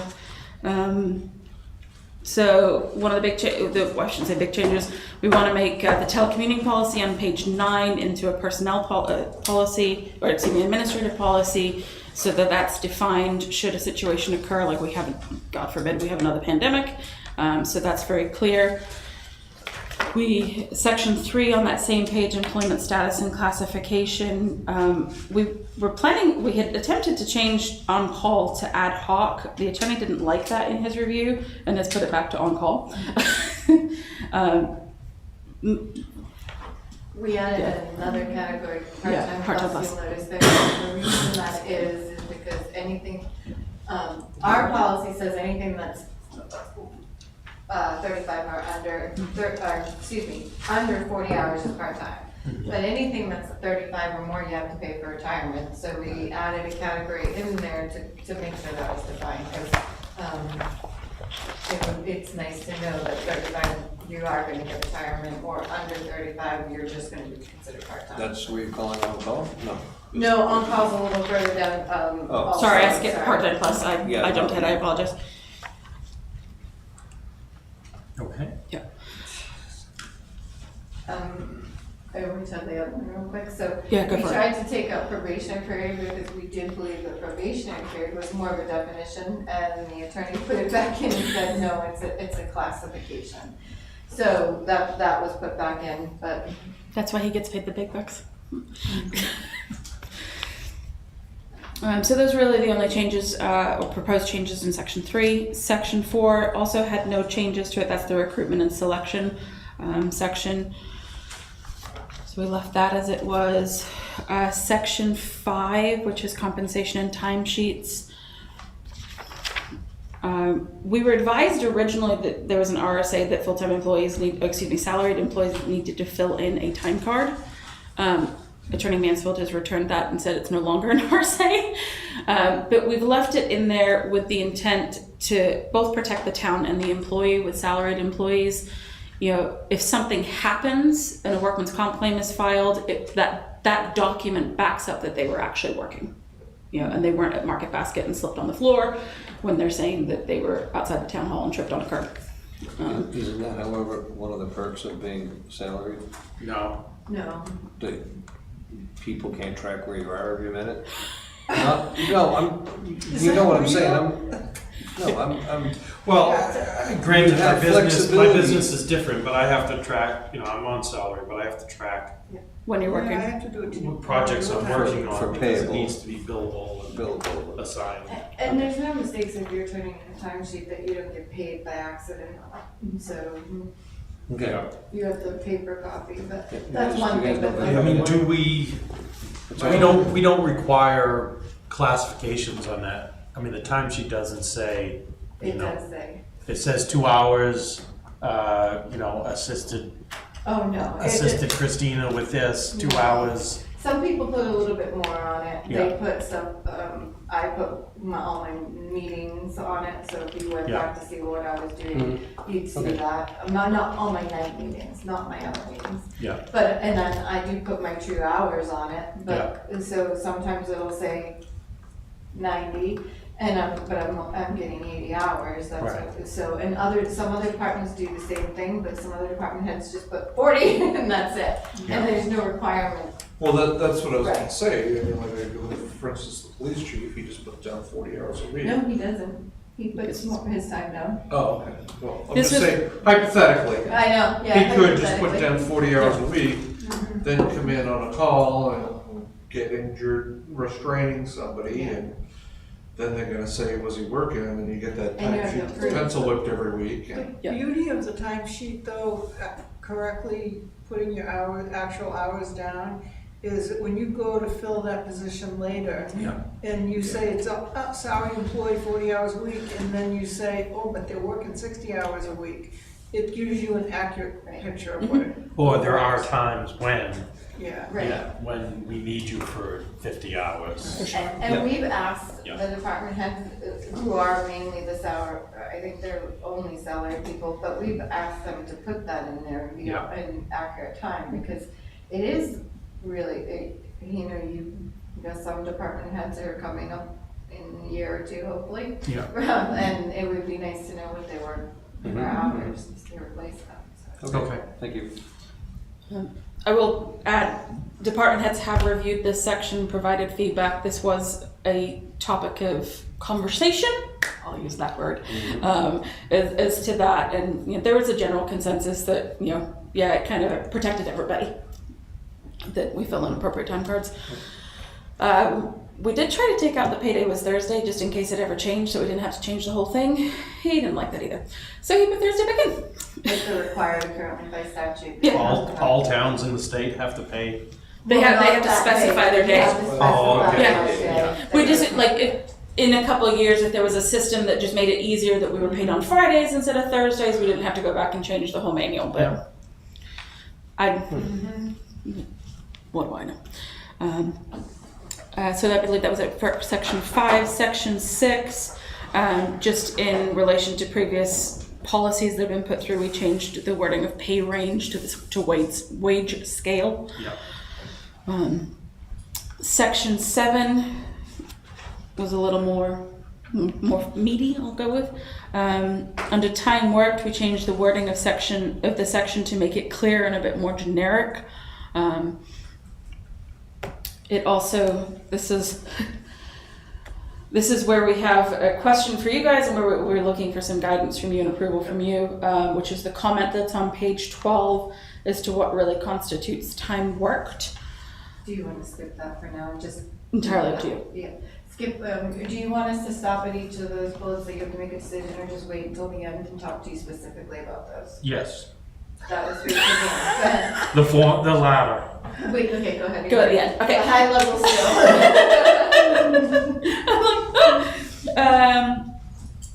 Now you made me lost my train of thought, Sean. What? Page 12. Wow, that was. There we go. Again, so over time we also have the similar questions in regards to. Actually, this whole section. I think this whole section we'll come back to We'll come back. because there's questions. So we'll flip over to page 14, town office closures. Christina brought this up earlier in talking about the beach job descriptions. One of the topics that came up with conversation was, well, what is an essential employee? Who is an essential employee and who is a non-essential employee for those storm days? Hell, pandemic, because it's been one of those things lately. Fires, floods, or other natural man-made or non-man-made disasters. So who are those essential personnel? Obviously the fire chief is an essential personnel. He's the emergency management director, but is Shannon an essential personnel? So the idea was to hopefully add that to their job description, so it was clear in the beginning when they were employed, this is your job description, you are considered an essential employee. If it snows 30 inches, sorry, you got to figure out how to get here. Sorry, So we'd like to add that to the job descriptions again, just to make it cleaner and make it easier. And as the attorney has said, if you're going to put it in here, make sure you actually do it. And where would that come from? Isn't there a federal definition of that somewhere? This was in. I don't know if there's a federal, I know that the governor had decided who was essential and Yeah. who wasn't Yeah. in terms of the emergency acts, but. Yeah. So this personnel policy was changed just after COVID, Yeah. because it was the one that was put into effect in 22. 2022. But for us, let's not confuse essential with COVID pandemic and operation of the town. It could be, like you said, a weather event or Right. other state of emergency or whatever. Yeah. We just added pandemic because it was. something Right, no, that happened. makes sense, right. And probably further conversation later down the line, if we decide to add these to the job descriptions, maybe that's more of information within that job And a description. person's job might be essential, but might also be able to be conducted At home, remotely or Yeah. hybrid based on the situation. exactly. So maybe we have to elaborate that more in the job description. Yeah. The definition of a non-essential Well, person. Who's essential in what situation is what Right, Yeah. that's Yeah. the issue. And so it obviously would need some work within the job description to ensure Yeah. that that particular position is clear and the employee is clear when they should and shouldn't be coming in. It came out in conversation because, well, the 6 of us in the room were like, well, who's essential? Who's not essential, And no one really knew at the end of the day. There were, Everyone who works for the town. but yeah, that's why we kind of, we're all really essential because we all operate and run the town. But it is, so it's almost like if we putting it in there actually opens more.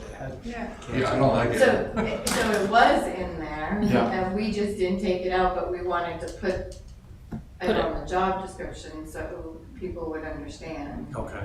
So that is definitely open if we wanted to take something like that out. Why would we differentiate? I mean, So if you close down your town offices because of a snowstorm, your police department's gonna be essential, they're still working. Right, but why does it have? What? couldn't you But- say? Could we say in the A better hiring word, process you that, that Weather My- related stuff. position might be considered essential at times And not essential. or just subject to our essential personnel policy?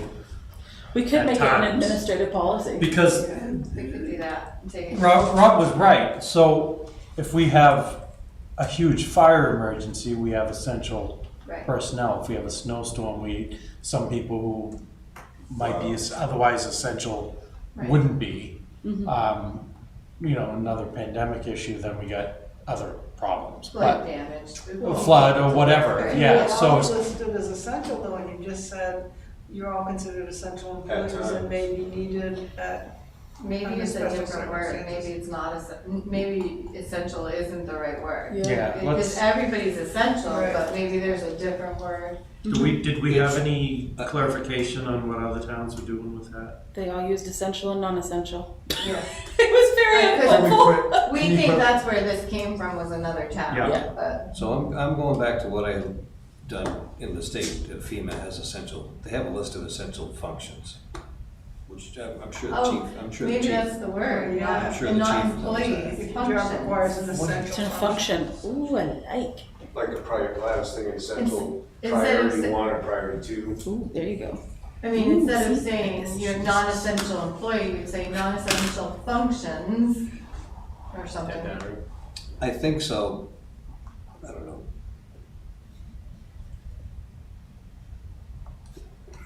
Yeah, anyway, if I recall, it's like 11 or 12 or 7, there's a certain number of them. I should have thought of that site, but anyway, we could identify that later. I'm okay. We can go back and rework that. This is just to get you sort of bought into the first 14 sections. So when you get them all, you won't have to review them all again. Yep. We didn't want to dump 40 sections on you all in one go. We were trying to spread this out, spread the wealth out a little bit. Okay. Let's continue. We'll move to section 7. Flip the pages. Which is not technically there. Which is technically not there anymore. We actually removed section 7, I apologize, which I'll revamp.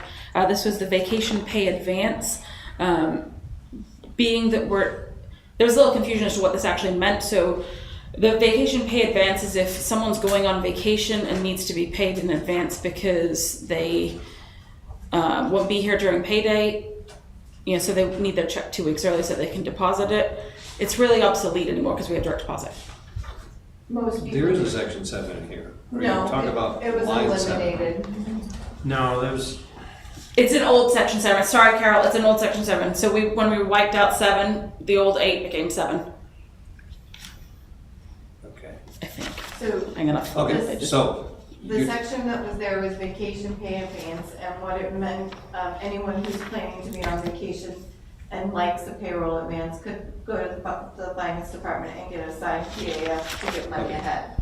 that's where I was and you took confused. that out, We did take that out. Yeah. so I can stop looking for it. Yes, in the years that, and this came from Bob, and Yeah. in the years that he's been here, 6 years, knock on wood, it's never been asked for. You watch. It's not that I know of, because it's ever been asked for. And so, doesn't mean that we can't put something in internal policies that won't necessarily have to be here, in the manual. It could be an administrative policy. This is how it happens if for some reason you don't. But at the end of the day, 90% of employees have direct deposit, so it's really not a functional issue. We're in a different time. No, it wasn't about the topic, I just was confused with where. Yes. I apologize, yeah. The document. I flipped 2 pages ahead on the wrong side of my binder here. Sorry. So we're now on page 11, which is the new current section 7 if we take out the old section 7, time worked and overtime. No, you're further down, sorry. No, she's right. Yeah. Page 12. Well, Page 11, 13. 12. Yeah. Yeah, 13. God, see, look what I've done. I've confused myself completely. Talk about blonde. Yeah, you skipped Sorry. bottom of page 11. There we go. Yep, so that's the overtime and the hours worked. So if you're good, we'll skip that and come back to it because it's a lengthy conversation with the large comment that is there. Okay, that's why I was. Yeah, sorry, that's where I've gotten myself all messed up. Yep. So now we're on page 15, section 9, right? Christina, help. So, yes, we're on. Yes, because there was no changes in those other two. Yep. So section 9 is paid time off. Well, section 8, sorry. No. No, it's section. No, It's new section 9. Got it. Yep. You're on the wrong version. See, this is very confusing. It's very. Sorry. So, 15. Imagine the confusion of it. Look at the binder, guys. It looks pretty organized from here. Yeah. So I'll go with the holidays. We just rearranged a little bit so it was cleaner. Vacation leave. Wow. There was Yeah. no changes to holidays. Those No. were just made a little Yep. cleaner. Those wording, everything that's in there for the wording is the same. Same. Yep. So if you. We didn't add in 16 extra holidays. Don't worry. Or Juneteenth. Although there was a lot of like wanting to put that in there. We're like, nope. Vacation leave, which was previously, I'll use the word steps. When an employee had been here for 6 years, or up to 6 years, it was 10 days of vacation. 6 years to 10 years was 12 days of vacation, and then 10 years to 15, 15 to 20. We are asking to reduce the first step down to 5 years instead of 6, keeping it at 5-year increments. And that's what we've seen in most other towns. Yeah. We weren't sure why it started at 6. Yeah, Usually no, you get it's- it in your 5th it- year. And we all thought it was 5, so And we were even kind that of is, puzzled. not much Right. for a long time. Yeah. We recently revamped ours because we were 2 weeks up to 5 years and we dropped it down to 3 years and Yes. another week of 3 years. It's just, you had to, you couldn't. You're competing with there's a lot of conversation in this section again. You know, you're competing with other municipalities, you're competing with the private sector, you know, where's your equal balance? Yeah. Yeah. I'm sure nobody would complain if you wanted to reduce that down to 3 years. No, we'll start with 5. You knew I had to throw that back, Joe. Going back a page, do we need to say, right under vacation leave, it's the intent of the town to encourage employees to utilize vacation time in such a manner to take 5 days in a row? With the intent of we're trying to convince them to take a rest? Or to get some, not waste their time on doing errands with their vacation days and hopefully that they're getting rested from their job? Or should we just take that out? We can do, I do think you should have something, it's the intent of the town to strongly encourage employees to utilize vacation time. Maybe it's period. And then maybe you don't need to say. Use the make 5 sure days. them- Days. I don't know, do we, I'm just thinking, do we want to say it? Is there a strong, I'm just throwing it out there. I think it's easier, because it may have been in there because it was easier for planning purposes. Planning to For schedule, something Yeah. like, block out a week. if you block out a week, the fire department knows there's a week, but if you have Yeah. a day here and another day here, and just using the fire department as an example, I think it makes that. That's how I take like 80% of my Right. day off. And that's how we have to do it with scheduling for our drivers. A and long sales. weekend or a. That's what I would Long think. weekend time. Yeah. But this doesn't, there's no teeth to this, it means nothing. Right. No, it's more just an encouragement. I think, Yeah, you know, that, you know, we appreciate the fact that you work hard all year, take a nice solid break so that you come back refreshed and are ready to be gung-ho again. I would just say supervisors should be careful about talking about this. Because people have other reasons for using vacation. Yeah. Childcare and all kinds of things that they Things- need to take a day off for. For sure. You know, I really think you should be taking 5 in a row. I said, well, gee, I'm sorry, I had to do this. I'd love to take a vacation instead of taking A day here, a day there. Yeah. Yeah, because of X, Y, and Z. Well, we don't have to say No, we could take that 5 out. days, we can just end it, that we'd like you to make sure you take your vacation Yeah. annually. I mean, the scheduling thing, that should be policy, fire and police, you know, that I get, totally get that. Yeah, and that's across the board. I mean, Joanne can't have the rest of the team out all at the Right, same time, you know. That- Same with Christina. It's a minor thing. So we'll change, we will, No, I I like do that. agree though, we will change that though, and we'll take the 5 days out, just say we strongly encourage you to take your vacation Yeah. annually. Yeah, Because we do, you lose it if you're Yeah. back, I was just gonna ask so. you. You'd lose it, You'd yeah. lose it. Well, you can carry over to a certain point and then you lose it. yeah. All right? Do we get paid for unused sick time? Not we. No. Do they get paid? I'm sorry. The No. unused sick time? Not until retirement, and it's only if you retire from the town. Over 20 years. I just wanted to touch base for a second too on vacation leave too. There was one other thing. So in the policy previously, it talked about if you reached your benchmark. So for instance, I'll use Chris Bean. He won't care because but He's been very vocal about it. Chris Bean hit his 15-year, which would mean he'd increase in February. And because of the way the policy was written, he didn't get it until the 16th year. I don't Yeah. think that's fair. Even if you prorate it, if that's what we want to do, you hit your 15th year in February, it shouldn't matter. You get your time in that year. You shouldn't have to wait another year to get those days. I don't, and that's what we changed. We made it effective January 1st, but I don't know how the rest of the board feels.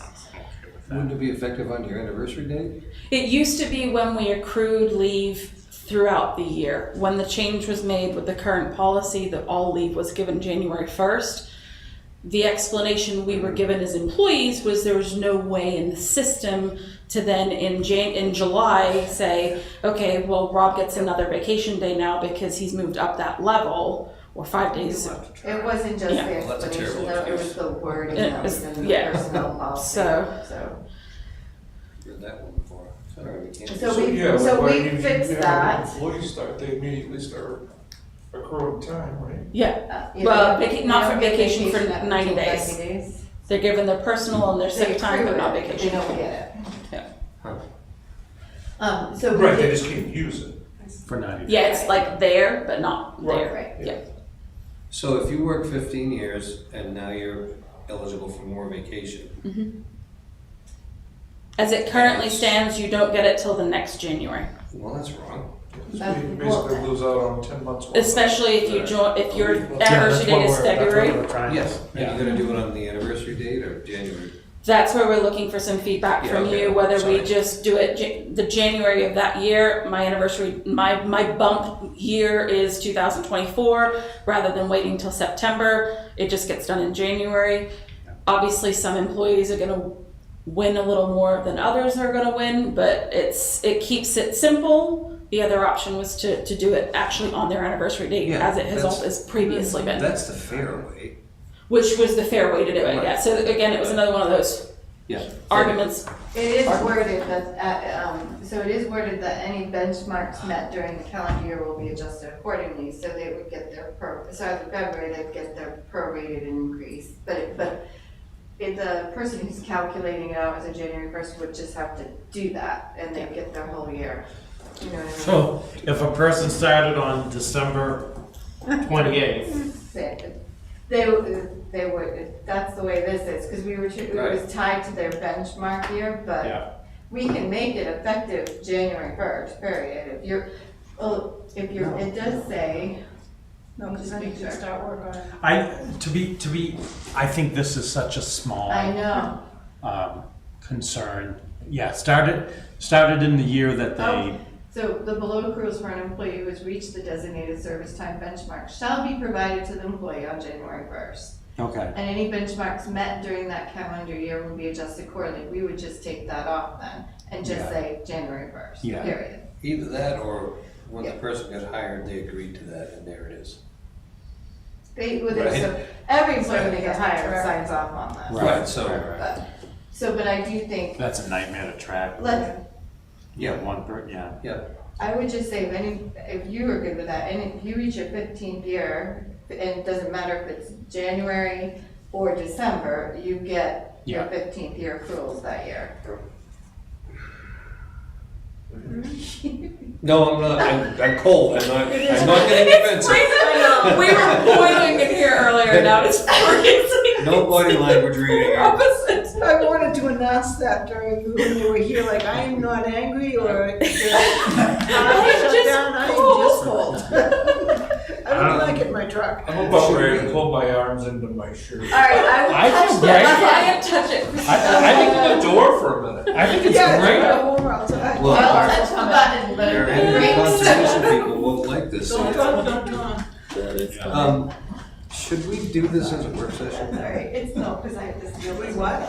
Should we do this as a work session instead of in our select board meeting? My only concern Not that we have time to do this. is scheduling and getting through the process. We haven't had the ability to do Yeah. a work session, really.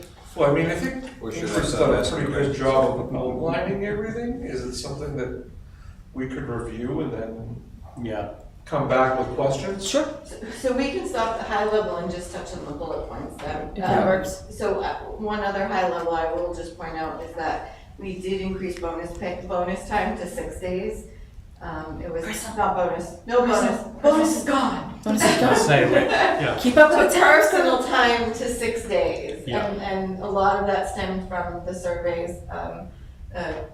People were disgruntled, I'm gonna use that word, because bonus time just disappeared. You know, Yeah. nobody was really asked about it, nobody was talked about it, and we didn't get, there was a lot of scuttlebutt that, you know, more time was gonna be added here, more time was gonna be added there, and then it was suddenly nothing. And so that was the big feedback in the survey, you know, this is what we'd like back, we'd like bonus time. There was a lot of, we'd like bonus time back. We're like, Yeah. we're not bringing bonus time back, what can we do instead? Yeah. You know, people asked for one extra personal day, one extra vacation day, and you split it 1 and 1.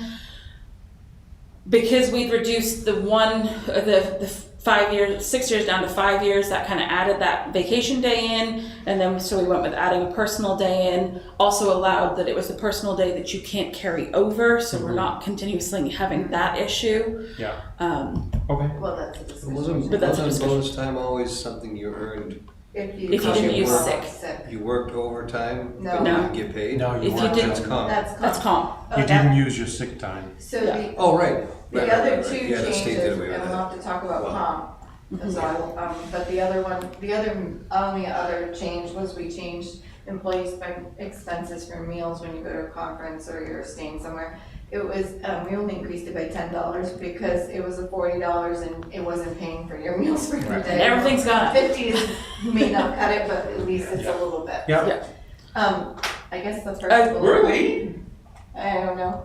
Well, all three meals if it's not included in your. Wow. That's barely gonna cover 3 meals. Yeah. Why don't you use the federal meals M&P, right? You use that? Do they, I don't know what that is. Rob wants, We have use have the you ordered federal from McDonald's mileage. lately? Yeah. No. Ridiculous. Me and my wife, like, look at this beef. I can look it up and we can see. How much does it come around in? I mean, come on. I think it's M&P, if I remember what it's called. The federal M&P it gives pretty good, it's what federal employees get paid for. We do follow federal mileage rates. Yeah. Where do you go Yeah. for lunch that's $20? McDonald's lately costs $20, unless you get the dollar. Places I avoid like the plague. So a couple of things that Ingrid, do you want me to take this part? I'll just go back with the leave, you know, and when that was accrued. There was a big conversation with when we're now getting the leave all at the beginning of the year, you know, and whilst people who are ready to retire are like, sweet, we'll wait until the first week of January and bank all that money. That was a topic of concern with regards to when that change occurred because of that jump. Because if you're getting it at the beginning of the year, that's a larger payout and larger cost to the town versus getting it on that anniversary date. Again, we were trying to balance both aspects. So But we the don't, ma- but you the don't accrue majority leave every felt- 2 weeks? Don't change it. One more time, sorry? You don't accrue your leave every 2 weeks? No. Nope, not anymore. It's all given out at the beginning of the year. Interesting, because the state does that, you get so many Yeah, hours. that was changed in the current policy Yeah, that was yeah. put in place in 22. Sorry, I should have known that. The I read it meal, when I the first meal joined. allowance from New Hampshire, federal or state, $62. It's 62 from the state. Yeah. I mean, we're 50, we could increase it to 60 if you wanted, but. 50s. We did increase it, so Yeah. it was. The theory was most people are going to classes where meals are included. We Yeah. hoped, yeah, Oh, right. In theory, at least, either a breakfast or a lunch is included. You get forces there. You better have a meal. I'm My wife gets so signing up for angry. that. She pays so much money for continuing ed and they It's never all have my lunch. Oh, that's Yeah. not fair. So I guess the first bullet point that we wanted to talk to you about is on page 12. If you click on the note, the first note, there's a whole side, it says Christina Goodwin on the note on page 12, and it highlights the words time worked for overtime purposes. So it's overtime. It became a topic of discussion because in this policy, it talks about planned and unplanned overtime. And it's very confusing, and to be honest with you, I put it in the note, I honestly do not believe that there's anybody that's marking planned or unplanned on their timesheets correctly. But not just because it's confusing, but the second part of it is, so you work a holiday, if you have a holiday and you work 32 hours, Yeah. there's your 40-hour week. But holidays don't count as time worked according to our current policy. So if you work 35 hours, you don't get overtime. You get your holiday and you get 35 straight hours, or comp time currently. Same thing with PD and fire. Yep, across the Yeah. board. The Yeah. current policy, that's what it is. So this week is a great Unless- example because the holiday. So that was something that has come up, that had come up in relation to fire Right. over the years where, and it took me a long time to wrap my head around it and not be a little irritated by it. Like, if you took sick time, it went towards overtime. So if you had a sick day, but It doesn't count as time worked.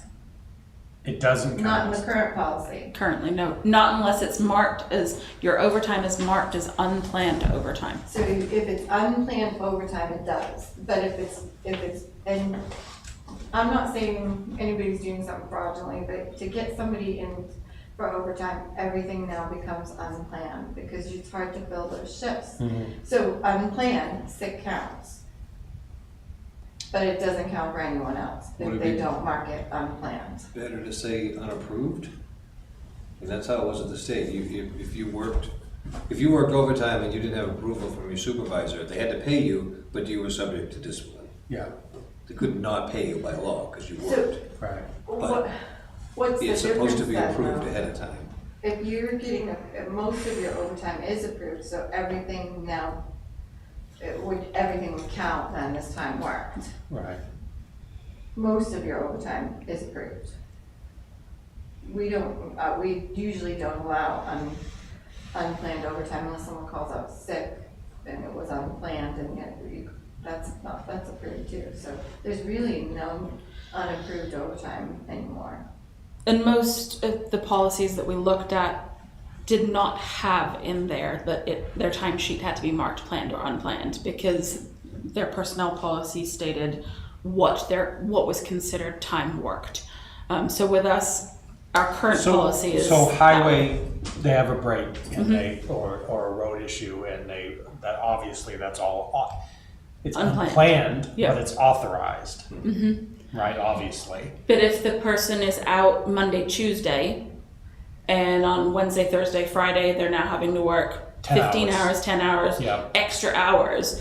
Those They're- extra hours are not considered overtime Because because they they had- called out those other 2 days or they were off those other 2 days, unless they're marked unplanned overtime.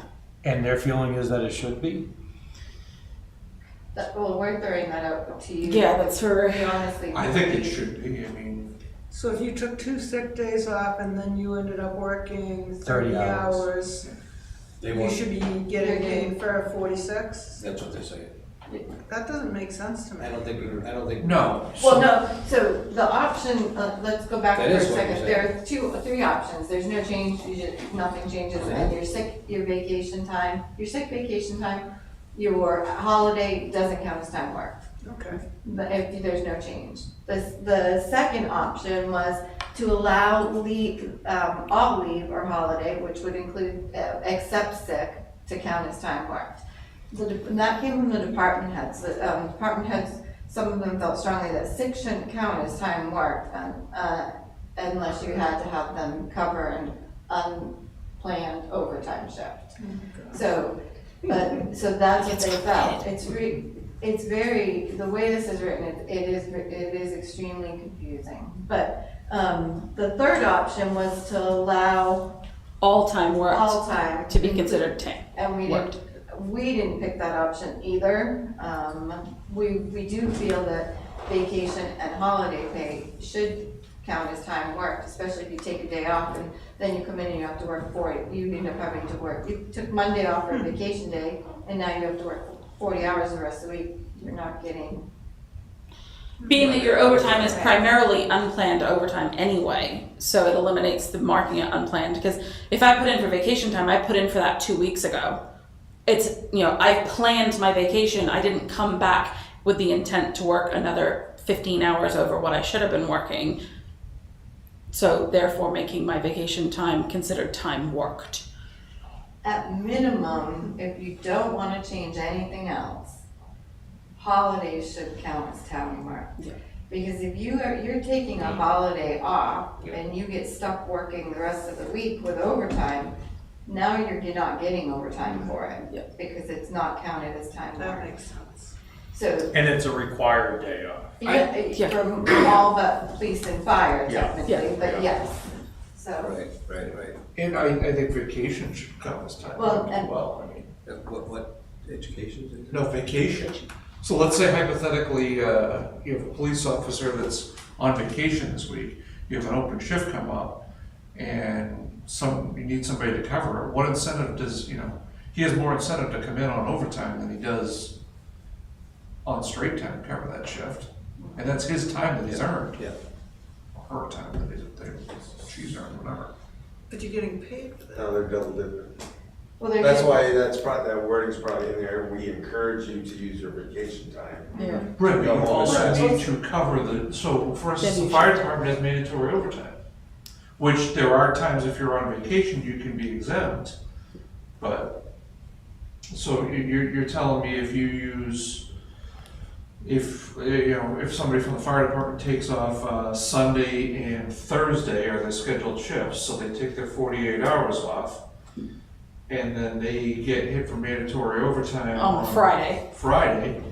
that they're gonna get paid straight time instead of time and a half? They're essentially getting penalized for taking vacation at that point. Yep. If that makes sense. Then, but the argument, I've heard this for years, the other argument is, person that works in town, he's a logger, he's whatever, he's a plumber, he doesn't get vacation time. He says, so you're telling me you can take the morning off to go to the doctor and spend the rest of the day hanging around the house on your sick leave, maybe, who knows? And then you're gonna be able to get overtime later? And that's The guy why that we, doesn't get Yeah. even vacation is gonna say, that's Yeah. wrong. and that's why we, I've heard this. number 2 was to not count sick time as hours worked. Yeah, The recommendation from the committee, this was the one that we were all more supportive, was, if they're taking personal time, if they're taking vacation time, if it's a holiday, it's considered time worked. We If could it's put personal. sick time, We just, yeah, I'll leave. Yeah. But if it was sick time, then no. I mean, it does have to be figured out Yep. when you're ready to adopt it, so if you wanna sit on that and think about it, but at minimum, I think you should make holidays. Yeah. Yeah, I think we can all agree Yeah. on. And then we can figure out if there's more, if you wanna make any of the other leave. Yeah. So, but all employees don't have sick time? All No. full-time employees All have sick full-time time. employees do have sick time, part-timers do. Part-time have vacation. Okay, then I'm reading But not this wrong. sick. It says there are limited employees with grandfathered sick time. Oh, that's Oh, yeah. another section. Yeah, that's a whole nother. That's not the one we're on yet, sorry, Rob. There's two. You're jumping ahead, Rob. Just tell me to If shut you're gonna up. jump ahead, jump Mr. to Chair. that. Okay, let's continue, please. Well, let him- he hasn't told you to I shut think up we're on yet, so you're comp time. good. There's. Comp time, that second bullet on Yeah, there. but you know, the note won't go away. Some marbles to chuck at me. Which are- Why so many pages? No, Where are we? it won't- Sorry. it won't. Still on page 12. There was a paragraph between overtime and payroll deductions. It was a comp time. I believe Christina already came to you with some or looking for some feedback in regards to that, and then your response collectively was to eliminate comp time and go to an overtime base. But there's something that has to be decided. Yeah, so if that's what the direction you wish to travel in, we now need to figure out what to do with people's comp time. Right. So that's something we need you to think about as well. I mean, what they've already earned. Yes, so if somebody has 20 hours of comp time on the books right now, is the intent to pay them out in January for that 20 hours of comp time? Is the intent that is the first type of leave that they should use? They should use that before using their personal and their vacation time, or, yeah. I would say they should be able to use it under the policy within which they earned it. Mm-hmm. The intent of their earning it was when the policy. Was to earn it, And so. then I know go that for maybe comp that's a time. little complicated, Yeah. Yeah. but not really. So when we eliminate comp time, when we eliminate earning of comp time, so we can still keep comp time on the books until it's been used down, if that's the route we wanna go. I think so. Yep. Yeah. So the second part of that is budget. Budget's like, every budget, which it ends up only being 5 budgets, 5 department budgets will have a new line added to them for overtime. But it will, so the direction, so our question for the board is, the direction I anticipate from the board is that overtime for assessing, finance, executive, land use, which one? Town clerk, tax collector, should be limited Yeah. and should be offset by taking time off. But there's gonna be, and that's the thoughts we were thinking the board would give for directions. Yeah. But there will be instances, for instance, the town clerk tax collector's office, that it's going to be hard for them to close the office when they have, they're here on Wednesday nights and they're the only person here. Person may be on vacation. Hopefully that's minimal now that they have the extra person working. Yeah. Yeah. But there's still maybe some instances where there is overtime, but it has to be approved by your department head. Right. And we would have a small bump up in each budget. We were thinking a minimum number of $500 for each full-time employee in those budgets. But I don't know if that's too much, we don't know what it will be like. Right.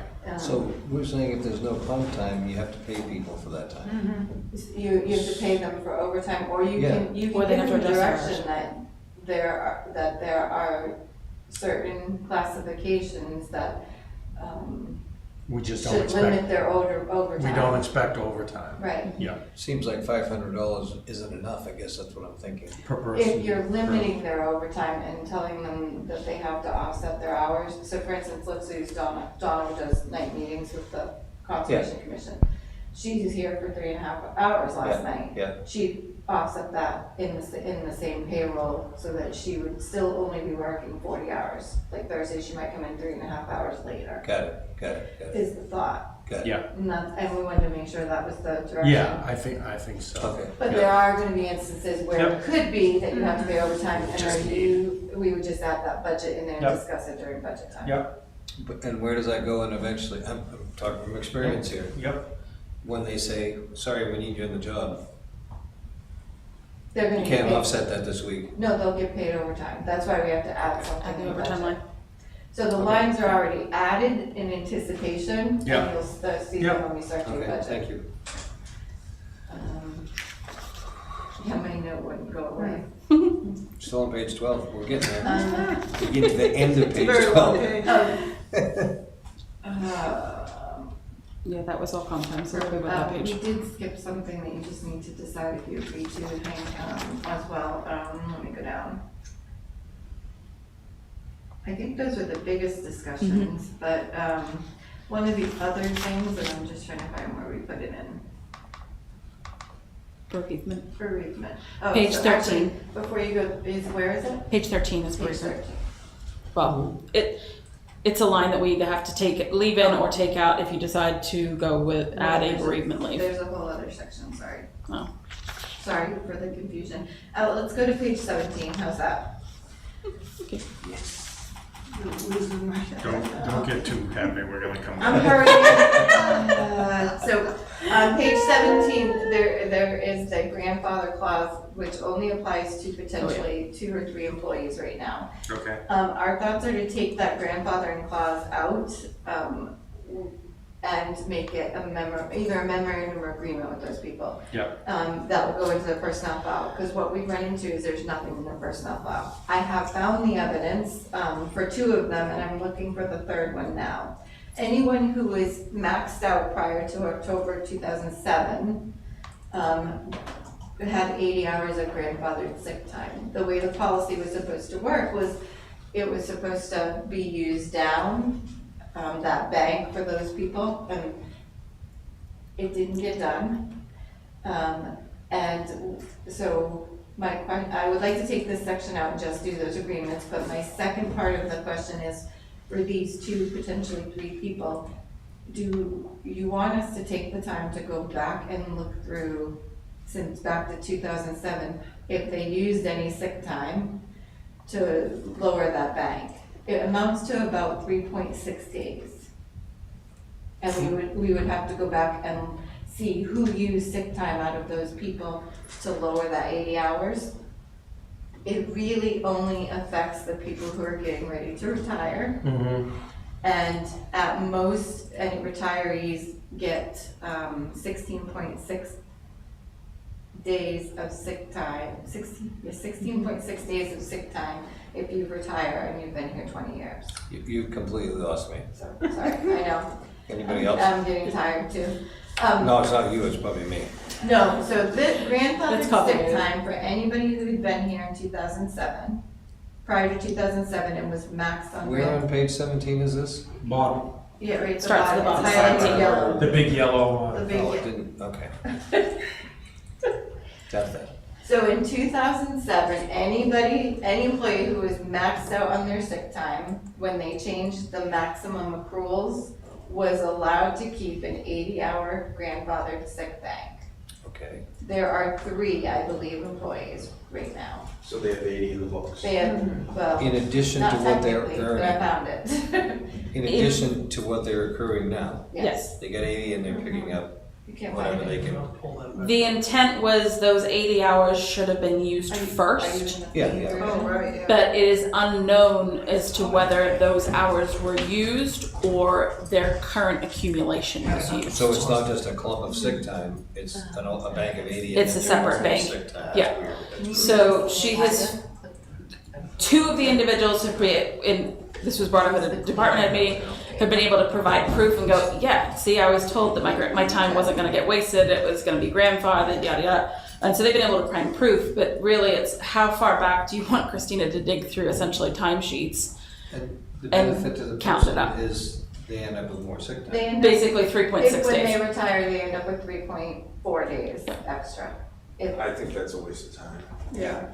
And 3 days. so Yeah. that was my feeling, but I wanted to make sure, so at most they're getting 20 days. Anybody else who retires, after 20, get the 16.6, so.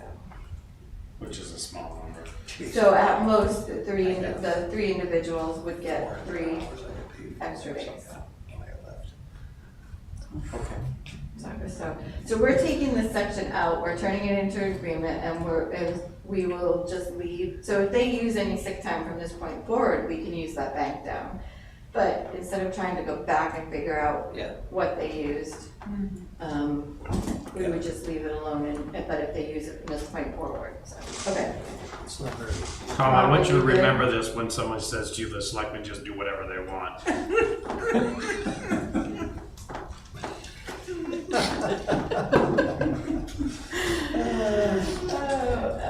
Then I'm going to the next thing. Page 19.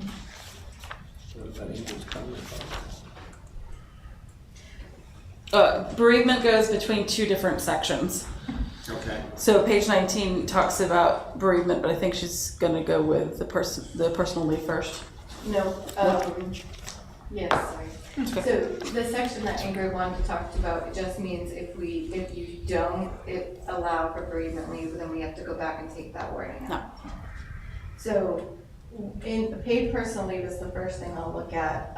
So paid personal leave in prior years, personal days were paid out upon termination or resignation. I came to you, remember, partway through, there were some people who left in 2022 and at the beginning of 2023, because we changed it. So some at the beginning of 2022, even though the policy said they didn't get paid out, they were advised that that was a mistake and to pay them out in the finance office. And we stopped that because the personnel policy said they're not getting paid out. So the committee just wanted to run it by you to find out how you feel, if you feel going back to pay that leave out should happen or not. This changed in 1 year. It always used to be paid out in the past, and it was changed in 2022. So you'd get paid If not you using left. your personal days? If you left only, termination if you left. So we had four different thoughts there too in the comment, in the second comment. So, But I don't know if you, how big that is on your screen. so what's the difference between a personal day and a vacation day? I've never understood that, because we never got I that. know, I wish we just said it. Just an additional week of vacation. It would be easier. What's But that? department heads do not, I will tell you the majority of department heads would like to keep sick time separate. Am I correct there, Ben? Because if you keep an earned time basket, then sick time is, I think the reasoning behind it was it's harder to fill your shifts if it was all one earned time. Can you remind me if that was the wording? I don't know what you're talking about. Thought he was gonna save me, but so much for that. Oh, no. But going back, so what's the difference between a personal day and a vacation? Nothing really. Personal, How do you can earn just them? call in and say, I need a personal day. You don't Yeah. earn them any differently. You don't have to provide different proof as to why you're using a day. We fill in a leave slip and write personal, and we fill in a leave slip and write I vacation. could never. The only difference really to us as employees is we have to use the personal days before December 31st, otherwise we lose them. Vacation days we can roll over up until X number. That's weird. That's weird. And then, Okay. the only other thing You is know, if you take sick days, you can require them to provide a doctor's note for being out. Yeah, I think six should be separate. Oh, that's an internal policy. There's no limit. The attorney changed it. So you could call and say, I need 5 personal days off, and be gone. Another week of No. vacation. So you get, if a person calls in sick, you require a doctor's note for being absent 1 day. According to the attorney gets that, do not put a time limit in there. Our internal policy is 30. It's been 3 days. It's been That's why 30. we have that after. Yeah. days. His So intent, my- I believe, was it protects the town, that if you feel the employee was out for whatever reason, you can ask for a note to ensure that they are good to So- come back. So my wife can call that morning or or the night before work and say, I'm sick, I won't be in the morning, or I'm sick, I won't be in today. For a personal day, she has to have it basically pre-approved. Schedule. No, not the way, not in ours anyway. Yeah. But So, vacation is supposed to be pre-approved. Yeah, personal day should be also, so we should have that. Well, personal days are the way the policy is written, right? Previous renditions of it have been personal days, meaning that it's in all other arenas, they're treated as vacation days, which are then pre-approval by supervisor and so on and so forth. It does say that, sorry. Yeah. We've changed this version a few times, but it says say request to take personal leave are subject to supervisor's approval. right. But they don't get paid for unused personal days. They don't right now. So the question was, And that had changed in 2022. 2022. Remember, we did all that. prior Remember? years, anybody who was left got paid their personal time. But halfway through 2022, we stopped that one with the change. So the benefit to an employee could be, I want to take 2 weeks of vacation, I'm going to save my vacation time, but gee whiz, I got to register my car, I got to do whatever.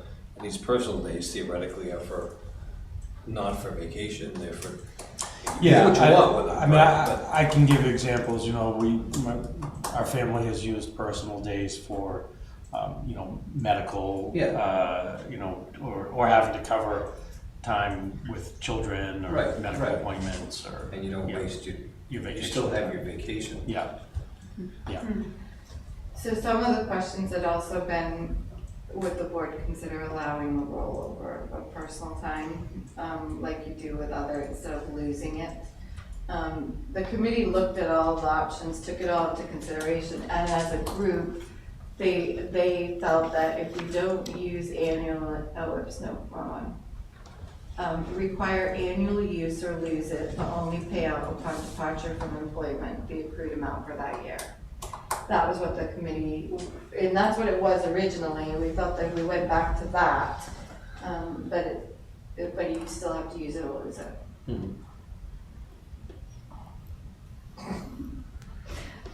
Earn time. He's not sitting like this, but he's like, I don't know if I like that. Rob, that's another way to go. At the end of the day, you just combine the days of personal and vacation, and people can use earn time to do what they need to use earn time for, and sick time is used for if you're sick. So what you're telling me right now, so if somebody has 5 personal days, right? And they don't feel like coming into work on Monday, they can be like, hey, I'm not gonna be in. Then Tuesday, hey, I'm not gonna be in personal. Well, it needs to be Have to be approved. scheduled and approved. So personal days have to be approved. Yeah, I missed that part, yes. What's the- So you can't call up and be like, I just need a personal day. You can No, call it's it, more you can like- call and Call say, and I'm ask you- sick, and use that, you know. It's more my like, personal- I got no place for my kid to go today, Right. I'm gonna I stay. need to take a Yeah. personal day. Take a personal day. But I that's don't not have a baby. pre-approved. So that if It has to be- it has to be pre-approved, then just make it earn time. Right. There's no point in having, Yeah, because at the end of the day, that's the reality. Right now, if I can't come into work tomorrow because my kid is sick, You gotta use it. I have to use a sick day because my personal time has to be pre-approved Right. and my vacation time has to be Right. pre-approved. Whereas if So you that's my only say, option. I know that Thursday I'm not gonna have, And it's 2 Childcare. weeks out, I can fill in a leave Yeah. slip request and it's and not as, if pre-approved. I were the employee, I'd be like, why would I use personal time if my kid's sick? Yeah. I earned the sick time too. Can you use sick time for that? Yes. Yes. Oh, wow, that's nice. So you can use sick time pretty much for If you're whatever sick. you want. What? The Unless stipulation it's being 3 the days. town can require, Yeah. if you're using sick time, the town can require a doctor's note for you to come back to work. Okay, but if And here's the thing, but with HIPAA, It gets complicated. no, but if you're saying you can use sick time for whatever you want, what he's saying is actually accurate. Just give everybody time. Yeah, don't call it vacation and personal, just call it earned time.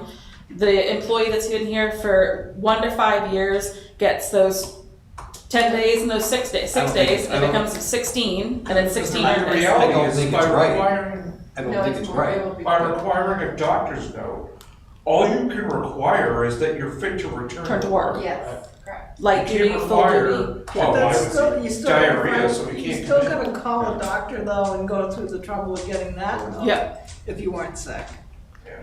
I mean, so you prefer that we look into the earned time option, No. which would, or just leave it the way it is, I think the. use it or lose it? You know what I that like does that is it very- makes people come to work sick. Am I wrong? Well, no, we're not saying joining sick time in it, just combined vacation and personal. So instead of having vacation, personal, and sick, you'd have earned time and sick time. Yeah, Correct? But it Is would that's all what you're be- saying, Rob? Just to clarify, okay. I'm in agreement with that. So we're adding another week of vacation. Yeah, and in the long which run, they already have anyway. Which they already have anyway. but in the long run, we're paying them out more at the end. Right. From a budget standpoint, right? Yes, they're because gonna- those personal They days. can bank that, Yeah, Well, no, Well, not not if you don't necessarily. change that. not necessarily, only so far. If you keep it Oh, at okay. 30 days. Only so far, right. Yeah. Right. It's still the same number. you'd have to look at what can be rolled over. If you now have earn time, you're now looking at when it has to be used by, what can be rolled over. Yeah, so some other things that have to be looked Okay, at I to change or not think- change. I I know. think I'm on board. I think I get it, and I think I'm on board. Would Now, you it's like hard to that say if option? a person exhausts their sick time, they can't use earned time as sick time. Which is still the case now. If I'm out of sick time, I have to get his approval to use vacation time because I still can't get out of bed. Yeah. Would you like us to try and rework this, come back with a couple of options that kind of make this work as far as what can be, like, what's rolled over, what the number is, et cetera, et cetera? Yeah, that sounds like She's gonna kill me! That sounds awesome. Let's do that. All right, one last I'd item like that to we know this didn't, on the same page we're on, I'm gonna move on. So, but before you do that, so for those that know, well, no, what's the best way for us to retain employees at this point and get employees to come here? Earn time. Earn time. I mean, I don't know, I don't do that, I don't. Earn time is It's I've accrued, never it's heard accrued hours, essentially. Hours. We call the whole batch right now accrued hours. So you're looking at accrued hours and sick hours, or you're looking at But you're earned not time and talking sick about hours. going back to accruing weekly or? No. No. You're just saying, You're calling it accrued, but it's. it doesn't matter if it doesn't matter if Paid it's, or vacation. right. You get your earn time January 1st. January Yeah. 1st, you could take your. You have 14 days, you have 10 days of vacation and, It'll all be called earn time, but 10 So you days get of 16 vacation and days. 6.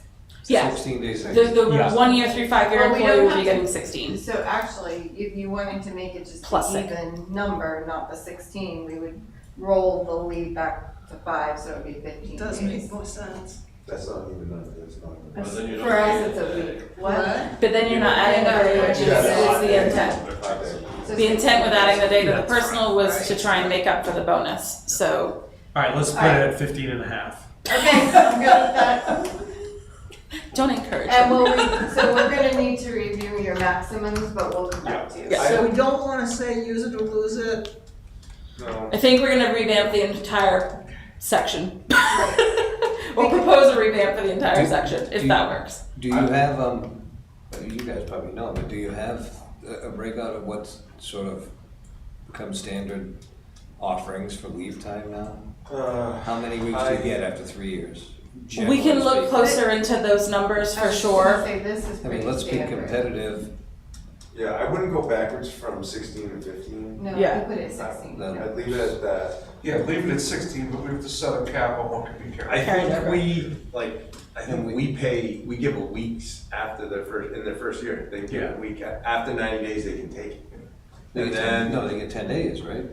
We get. no, 10 as, days. as, They do. Oh, sorry. Yeah. in the private, Yeah, in the yeah. private side, Yeah. right, and then 3 years, you get 2, Yeah. 5, you get 3, 10, 4, 25, you get 5. Yep. So, Number 1 wasn't bad though, roll over personal leave, but cap it at 20 days maximum. If we stayed that way, right? If we kept it two separates, So, yeah. so your vacation time is capped at 30 days, and your leave time is, you can't carry over. So if we roll it all into earned time, we would have to look at that 30-day maximum. That's gonna potentially, or leave it 30. That could, so that's a discussion, yeah. Yeah. We'll throw some ideas together and- Okay. and come back to you. Also on page 19, bereavement leave is new. Bereavement leave is it. Yeah, we've never offered bereavement leave. The committee, and the. It's been on the survey- leave slip, but it's not actually existed. We don't know why it's Yeah. been That's government right there. That's great.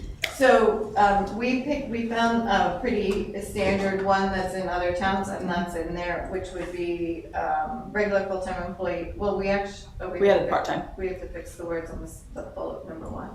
Full-time and regular part-time employees, bereaved of the death of a relative will be granted time off from work, lost pay in accordance with the following. So it would be 3 days for immediate family, and then it tells you what that is. And then it would be, and you could get additional time off as long as you have approval of the department head, but you would have to use your own time for anything over that, so. But we have to fix bullet, oh, it just says regular full-time, it should say part-time too. Yeah. If you're good with that. Seems kind of standard. Yeah. Yeah, isn't, what's the government guideline? The act?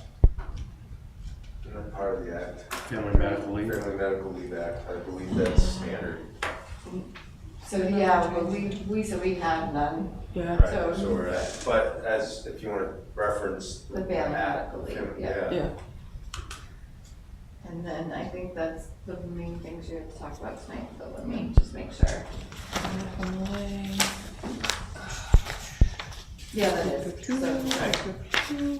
so we'll go back and make the changes discussed.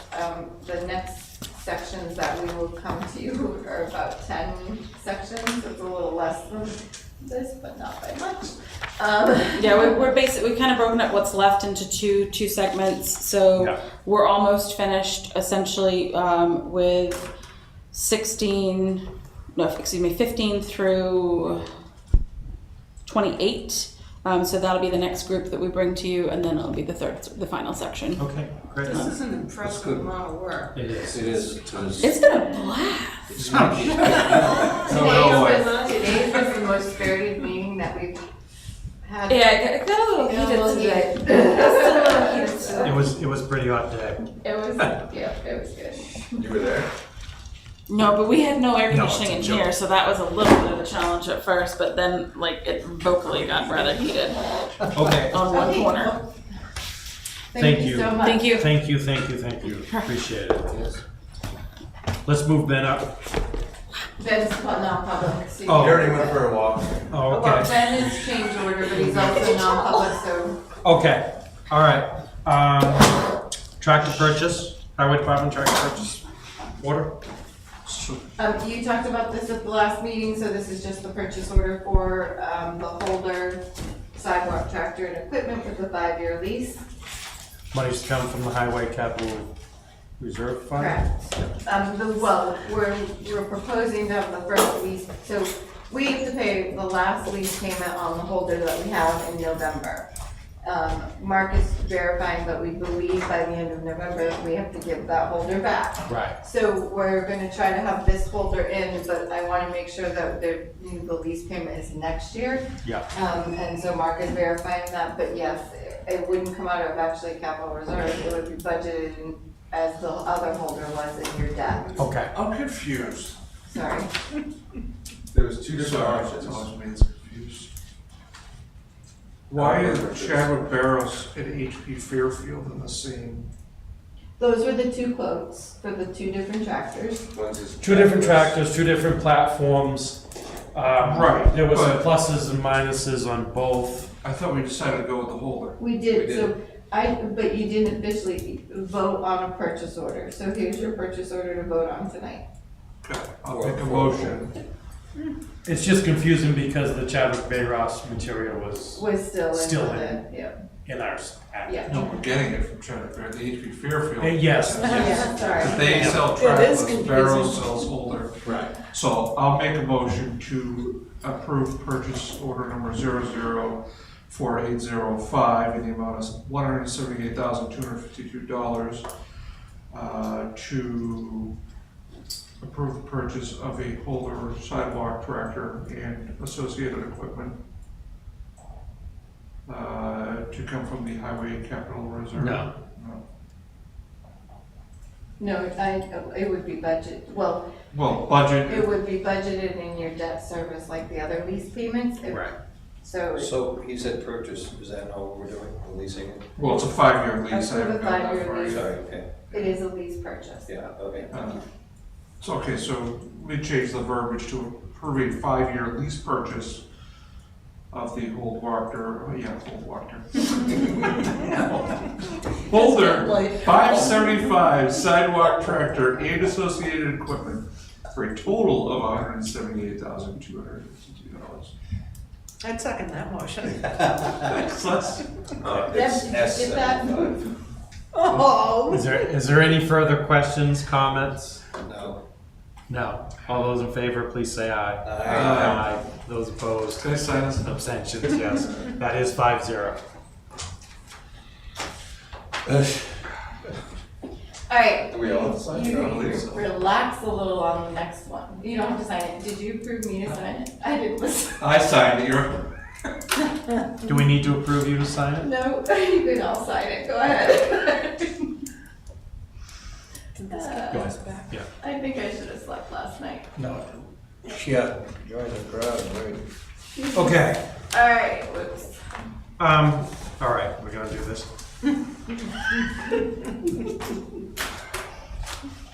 You want to sleep tonight, Ben? I'm salaried, it costs no overtime. Make sure you put that down on your time card. What are we all signing us? Oh, Yes, because Because Rod It's didn't just put it in easy. there. Is it playing? I started it. Oh, sorry. It's really messing my with us. thunder. So actually, Kate has worked really hard with Wingwood project to work on these videos, and this is the next round. Actually, I think this is the final round. And there were 3 videos, or 2 videos we wanted to share with you tonight so that you Great. could see them. So, let me, You can rest our brains. there's, this is the first one, let me.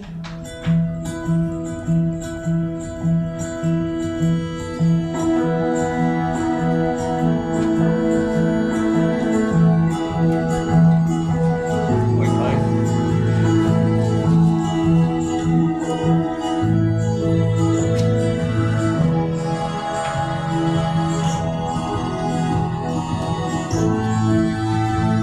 That's nice.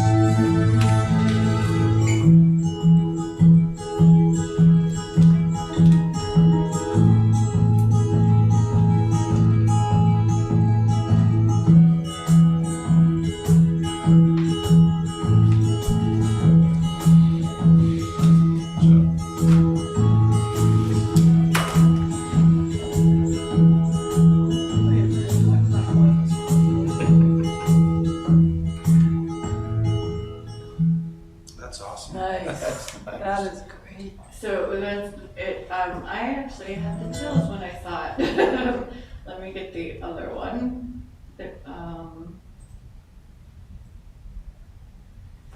This one, right, Kate? Yeah. Yeah.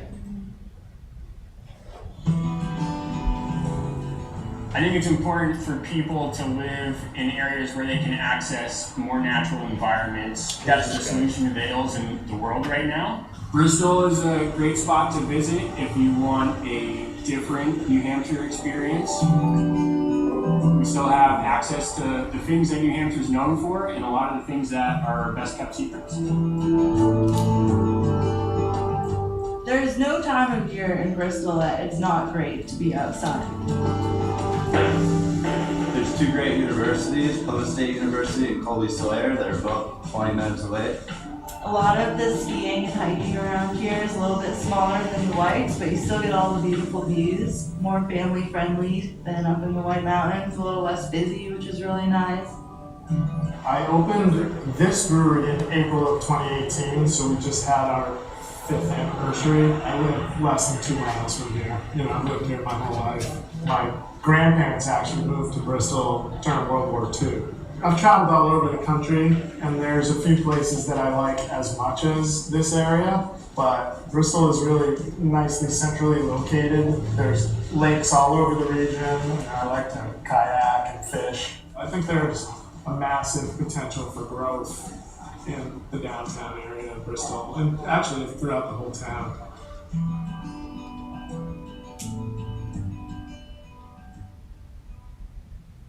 Those are good. So those are the 2, whoops, sorry. Those are the 2 main ones. We've got little snippets that are in there. We're gonna try to get these on the Visit Bristol Yeah. pages and then pursue getting either both of them or one of them at least into the rest areas potentially, so. Who are the people in there that I should know? Does everybody know everybody in those? No, Oh, I okay. didn't know anybody. Was that Oh, no, I did know John? John Shackett. Rick and Crystal were in there. Nelson, Joe, Say again? Rick and Eric Crystal. Thatcher, Sorry, go ahead, Dave. Melissa and Joe Dillier are snowshoeing. Oh, Eric Thatcher is the fly fisherman. Yeah. John Shackett, obviously. Yeah. And then my friends Tyler and Sarah are skiing. nice. And then Rick and Crystal were in there, he used to do the, antique sign, he was there. Oh, Jesse. Jesse, yeah. I was trying to think of who else. Jesse Lucas. That's the last name, yeah. Yeah, great. So, yeah, Those are tremendous. so, it's really nice to see those. So, Yeah. and Cade worked really hard to try to get them finished. He stepped up and took over that project for us. So I'm very thankful. Thank you. Thank you. Thanks, Dave. Are Good they job. still shooting? I think that's it. That's it, We yeah. think so, yeah. Let's say if you ever wanted to get out on the lake to get anything, just do I'm it. gonna, we might need to talk to them a little bit about that, Okay. but, okay.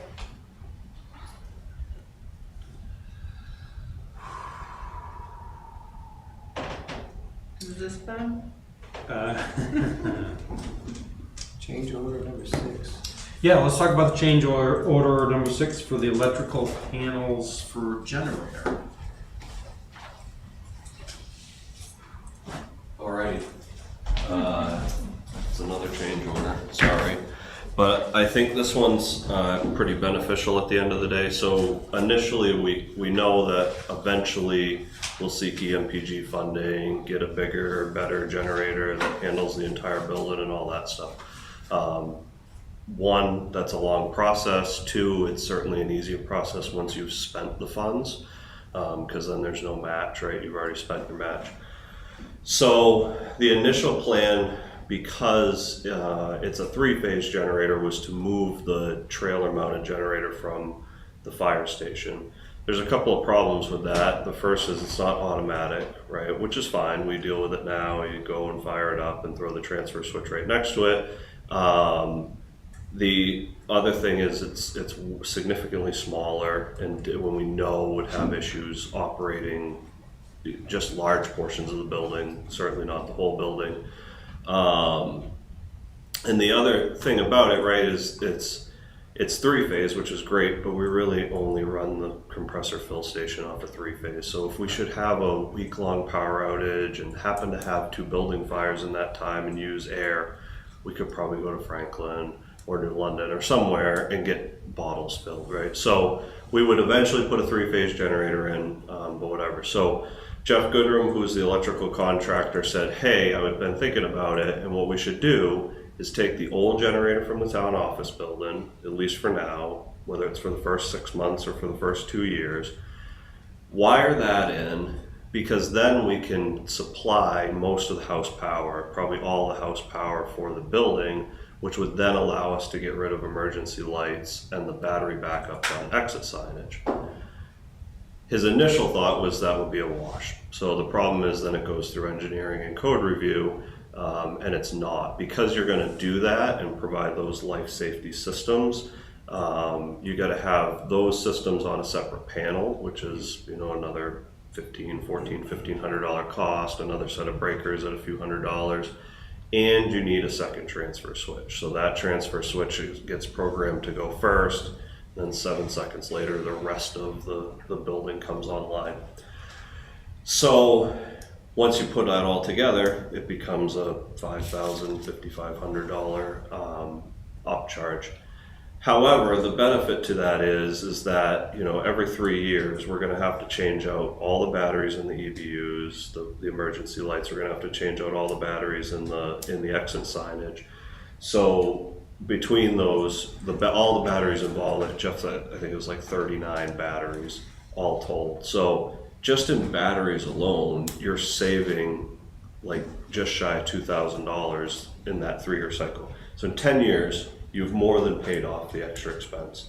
The other side is obviously those things break, they eventually stop working, and it's not the batteries, and then it's a $150 bill to put in a new emergency light every time they go. So if you replace them once over the life of the building, that's another, I don't know, I did the math this, but say $4,000 to $6,000 that you're gonna spend in the life of the building. So we're already ahead of the game. The other side of it is, yes, we'll have to spend the money now, but we can, and one of the things Jeff confirmed was we would be able to reuse that panel, the breakers, and that new transfer switch, the 2 transfer switches, with any other generator we put in there. So those transfer switches will be good up to 800 watts. It's a 600 watt service. The generator that goes in is probably not gonna be like 400 watts, so they'd be fine for it. So at least we don't have to make the expense again. And that's probably, you know, half your upfit for your EOC as far as the EMPG grant goes. So you'll still see that money down the road anyway. I think we're all surprised. Jeff was just as surprised. It's just code changes, and all of a sudden you realize there's $4,000 worth of work you weren't figuring on. Yep. If that generator is sufficient, or is it sufficient? If it is sufficient, why would you go for a new one? Or it is not likely to be sufficient. So Jeff's got strong opinions on that. He's like, listen, you're probably fine with it, right? Like if you had everything running and you've got dryers going and this and that and the other thing, you open 2 doors at once, yeah, it might throw a breaker, you know? So the other side of it is, at least by getting that other generator, you would have 3-phase, so you'd stay fully functional. The other advantage to it is those EMPG funds are pretty strict on what they're used for, right? So one, if you're not appropriately sized on your generator, they want you to use that money on that. The other thing is they cap out at 125,000. So even if they're fine with you not going for a generator, there's only so much you can do with it, right? So even we talked about like the security system's kind of a nightmare that we got to find funding for, and the opinion of the state right now is you could likely put the whole thing in to a grant package and get a medium or low priority funding, which means you're probably not going to get funded. Or you could say, okay, these cameras, these door locks and all that, and it's, you know, maybe it's $2,000 to $4,000 worth of work. That would go in as high priority because it'd be EOC relative, and then at least that $40,000 delta we have is $36,000, and maybe we find some funds elsewhere for that. The other side of it is the original plan was, once we no longer needed that generator, that's a perfect size generator to end up at the highway department and or transfer station. So you'd at least be gaining that reuse, and then you'd have to buy a transfer switch and a propane tank, and that's about it. Make the motion to approve change order 006, add electrical panels for generator in the amount of $5,157.75. is there a second? I'll second. A second by Scott. Any further discussion? And can you just, and to allow the chief to sign it? Just he signs it through the And system. to allow Chief LaRoche to sign change order. Second. Okay. Any further discussion? All those in favor, please say aye. Aye. Aye. Those opposed, abstentions, that's 5-0. One of the things, while the chief is right there too, that has come up too, is that we normally would go out right now for fuel bids, or we would have been going out for fuel bids, and we've been working with Dead River. Dead River is normally the lowest or most comparable, and we've been with Dead River for how many years? A couple of years now. So, the majority of the last 10, but Can you explain the conversation about the tanks at the public safety building? They weren't technically budgeted. yeah, so Thank you. the I thought he was gonna make it it was- fail again. No.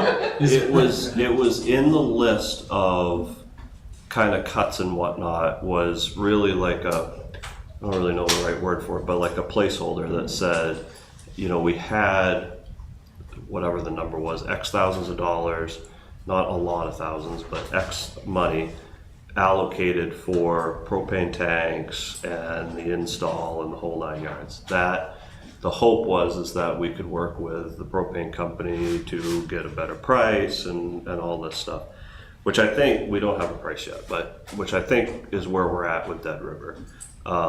We will have to absorb the cost of the installation and the piping to the building, which should not be that bad. So that's probably going to be something we come back for.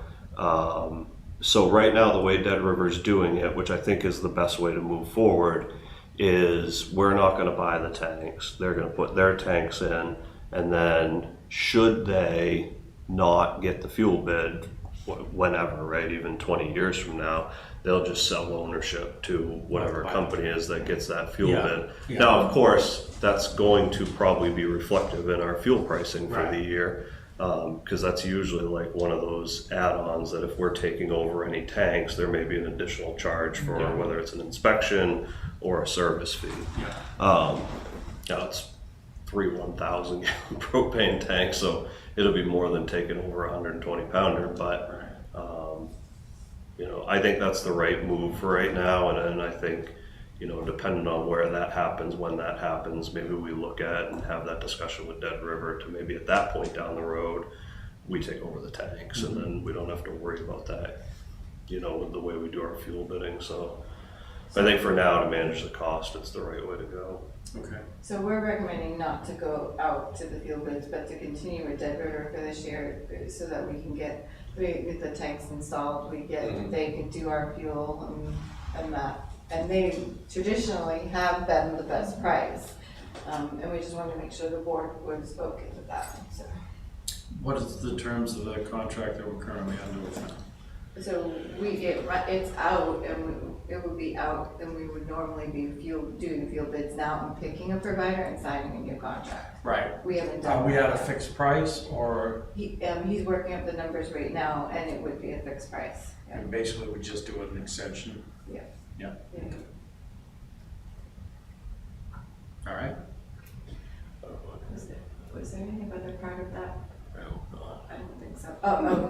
And Gruen is going to cover the cost of heating up until a certain point, obviously, in the project. We're gonna do it similar to the electricity. There will be a negative change order. Yeah.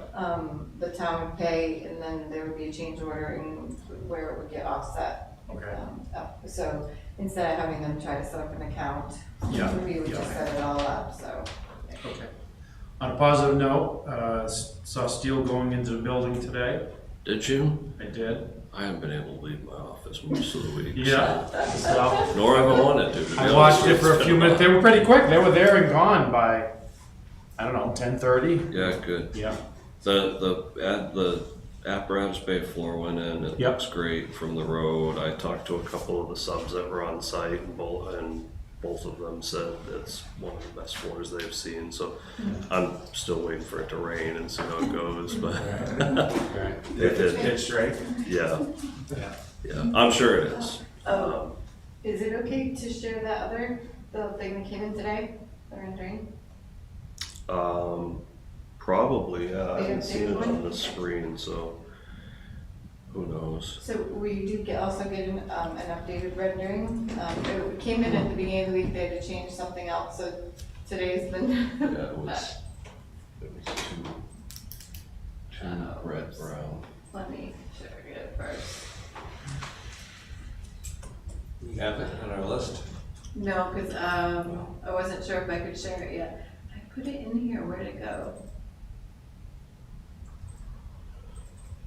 That's how I spend my day. Where did I put that I file? put it in here. You're put it on your desktop. No, it was a drive link, so. No, I downloaded it and I put the picture,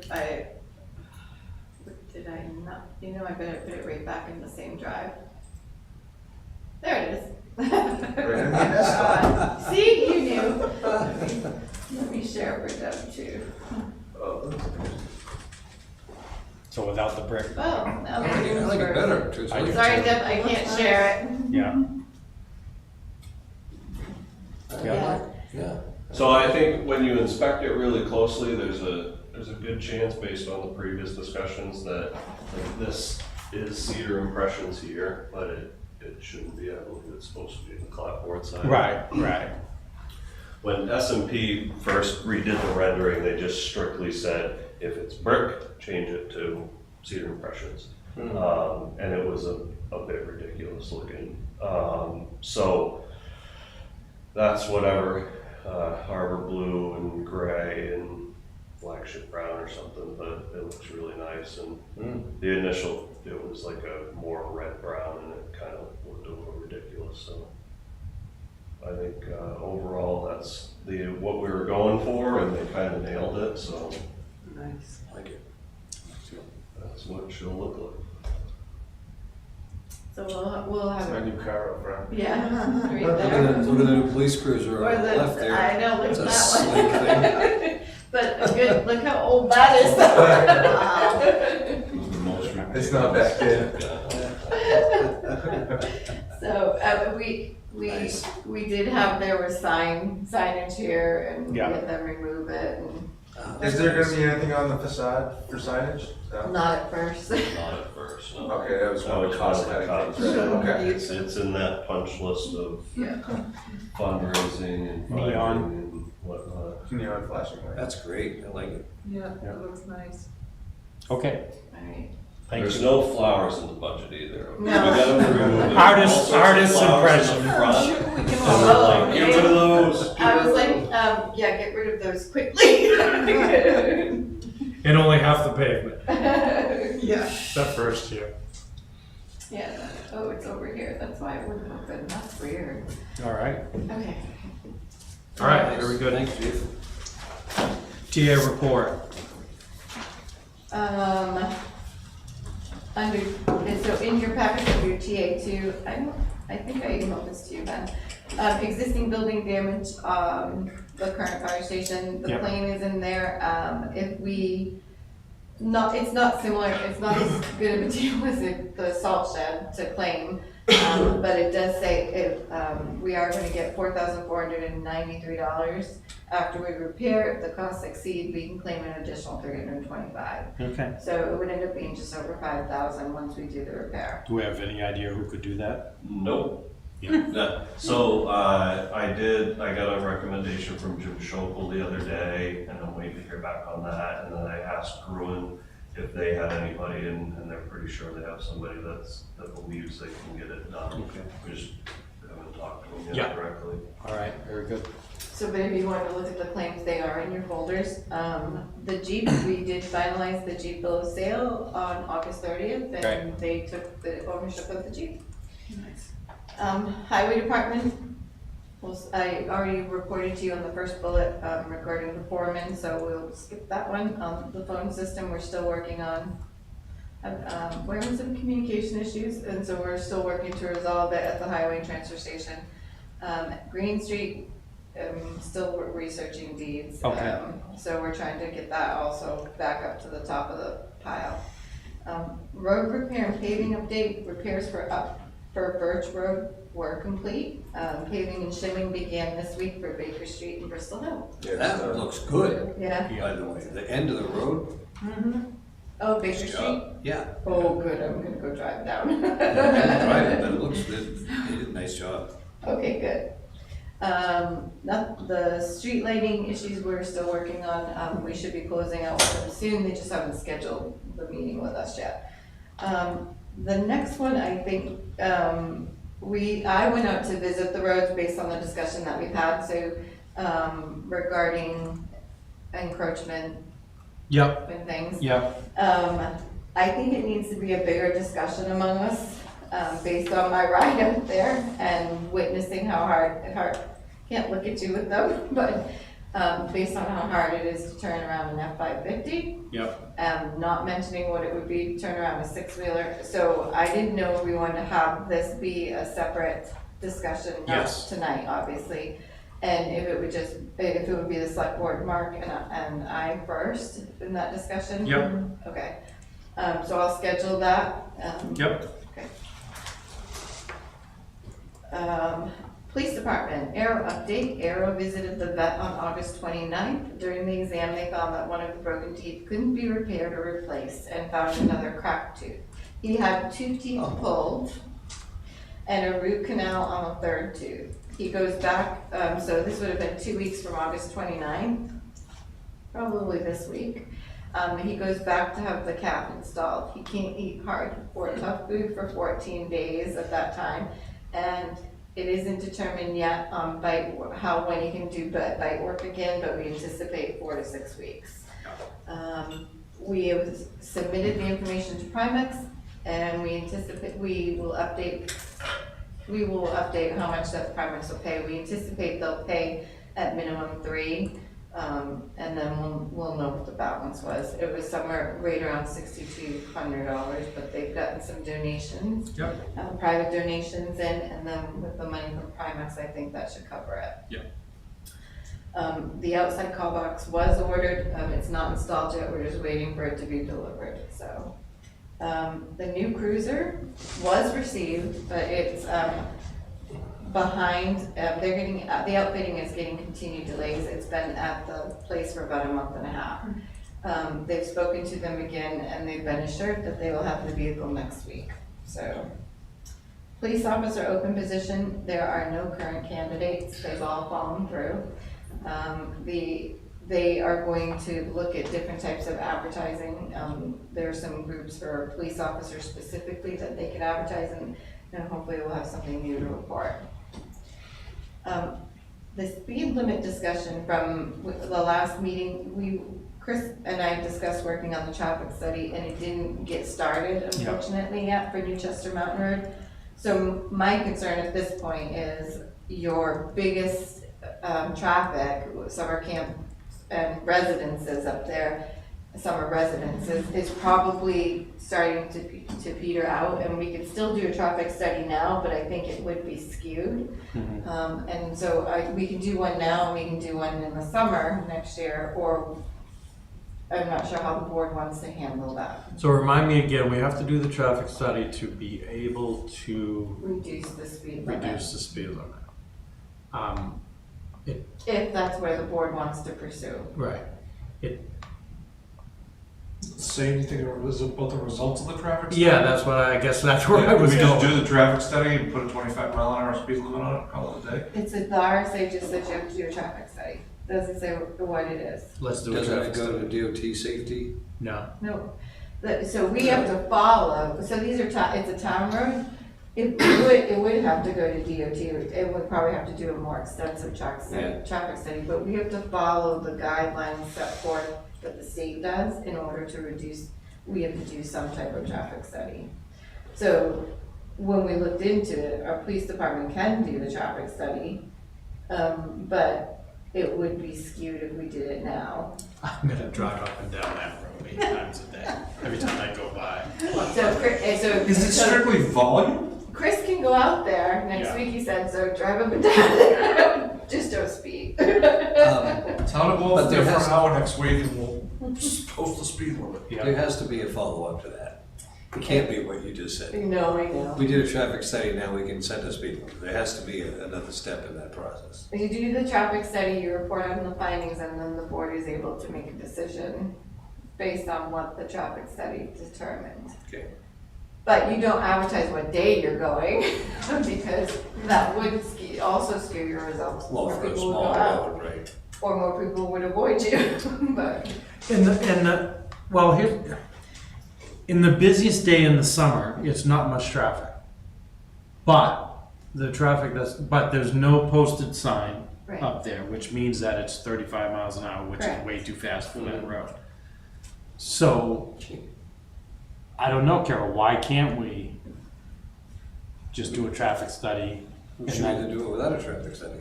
We should be In a able perfect to, world. but The Hawkwatch is coming up, maybe that's the day to do it. I would say have him do the study. Have him do the study, yeah, and so it'll be within the next week or Good two. point. Les, That would Yeah. be traffic. doing the hot watch, that's a great Slim point. Day and Slim Baker Day. and 6 people go up there? What's that? 6 people go up there for that? Oh, yeah. Yeah. And It's the listed as, preliminary hike is a busy weekend. oh no, if you're looking that up, it's listed as one of the top 3 sites in New Hampshire for Yeah. that. Okay, well, so we'll proceed and we'll make sure that we have what we need in Yeah. it, in the traffic study and go from here. Yeah, Okay, during the migration. Yeah, because of the nature of, yeah. When is that? when is that? Oh, it's next, in a couple weeks. It was just out. 17th, I think. I'm kind of a bird nerd, I don't think. That would Yeah, be cool. definitely. It's the 17th of September. That's a Sunday, yeah. Yep. Okay, water sewer department, Baton Road is back on the topic again. Yep. What, I've scheduled a conference call with Jeff and myself and Mr. Maggio. I haven't mentioned this, the second part of this to Jeff or Mr. Maggio yet, but my thought is Mr. Maggio is pushing back. He doesn't feel that he should have to change the line without more substantial information, that's actually gonna fix the problem, because other people, he's saying, have changed the line in Baton Road and it hasn't made their issues better. Which I understand that, but everybody, the Underwood Engineering, DES, Jeff, are all saying you have to go this route and that, so we're gonna do a conference call on Monday, and if Jeff's recommendations don't change, more than likely, he will come to public comment on September 21st. Yep. Okay. If Jeff's changes in any way, my thoughts were to have just a meeting, not a work session with the board, a meeting with the town, with me, Jeff, and invite Baton Road residents to see if it is a wider spread issue, not in a select board meeting, but Yeah. like a day Yeah. meeting, and have that conversation. Yep. If Jeff's, and I'm gonna run that by Jeff, because if it is a wider spread issue and they're just not saying anything and relying on someone to represent them, it could be something that's a town line. I'm not saying it is, I believe Jeff fully, but I just would make sure that we've done all of our due diligence. Yeah, for sure. Yeah. Question? There's gonna be a way to easily figure that out. He tested the hydrants? He tested the hydrants. And had plenty of flow. Yeah, I saw a picture from the hydrant. Yeah. Right? How far is a hydrant from the, never mind. Okay, so we're talking again on Monday, and then we'll just go from there. Assessing Take out a the, backhoe and dig it up and check the pressure right at his shutoff. How long would that take? I think he did. We take out a backhoe, dig it up at his shutoff in his yard, disconnect it and test the pressure before his shutoff. In his yard, oh. Because we supply it to the shutoff, right? We're responsible to the shutoff. Is that correct still? Yeah, I believe so, I yeah. believe so, yeah. I mean, if it could, what would that cost us? I know it costs time. It's time. Right? Yeah, it's time. It's gonna be cheaper than digging up the whole thing. And fixing his lawn afterwards, I suppose. Well, that's the other. I'll ask, Jeff. I thought he said that they tested it at the shutoff, but let me ask and make sure, Yeah. so, okay. Assessing land use, the training session that you were invited to got rescheduled, it will be rescheduled after the 17th of September, I'm not sure what, but Okay. I'll send you an invite and then if you're available, be happy to have you attend. Sheriff's orders on South Main Street are being worked on and should be sent within the next week. I said few weeks, but I believe it'll be within the next week, and we'll go from here. Hall Road, Look at that, I missed that today. I did too. oh, the email or? No, I missed it, when I was giving your. Oh, no, this is new. I sent you a draft. Okay. Yes, because I Yeah. wanted to make sure you got the bulk of it. So, Hall Road, we made a decision, you'll recall about 2 meetings ago, that we weren't doing any further enforcement because, we'd taken over a year, for a response from DES. They've met with the property owner on August 24th.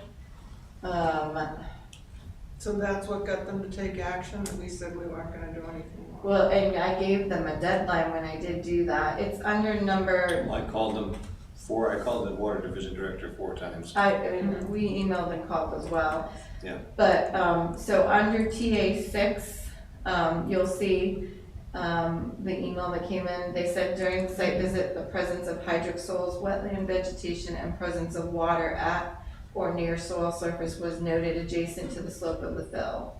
It goes on, and then they're ordering, the owner inquired about obtaining a permit to extend the fill to gain access to a portion of the uplands along the roadside. DES told him they would not likely approve it, approve the impacts for access, given they have existing access to the property from Hall Road. They requested that he not proceed any further filling, and they would be issuing a letter requesting he stabilize the fill slopes. Stabilize the filled slopes. Yeah. Okay.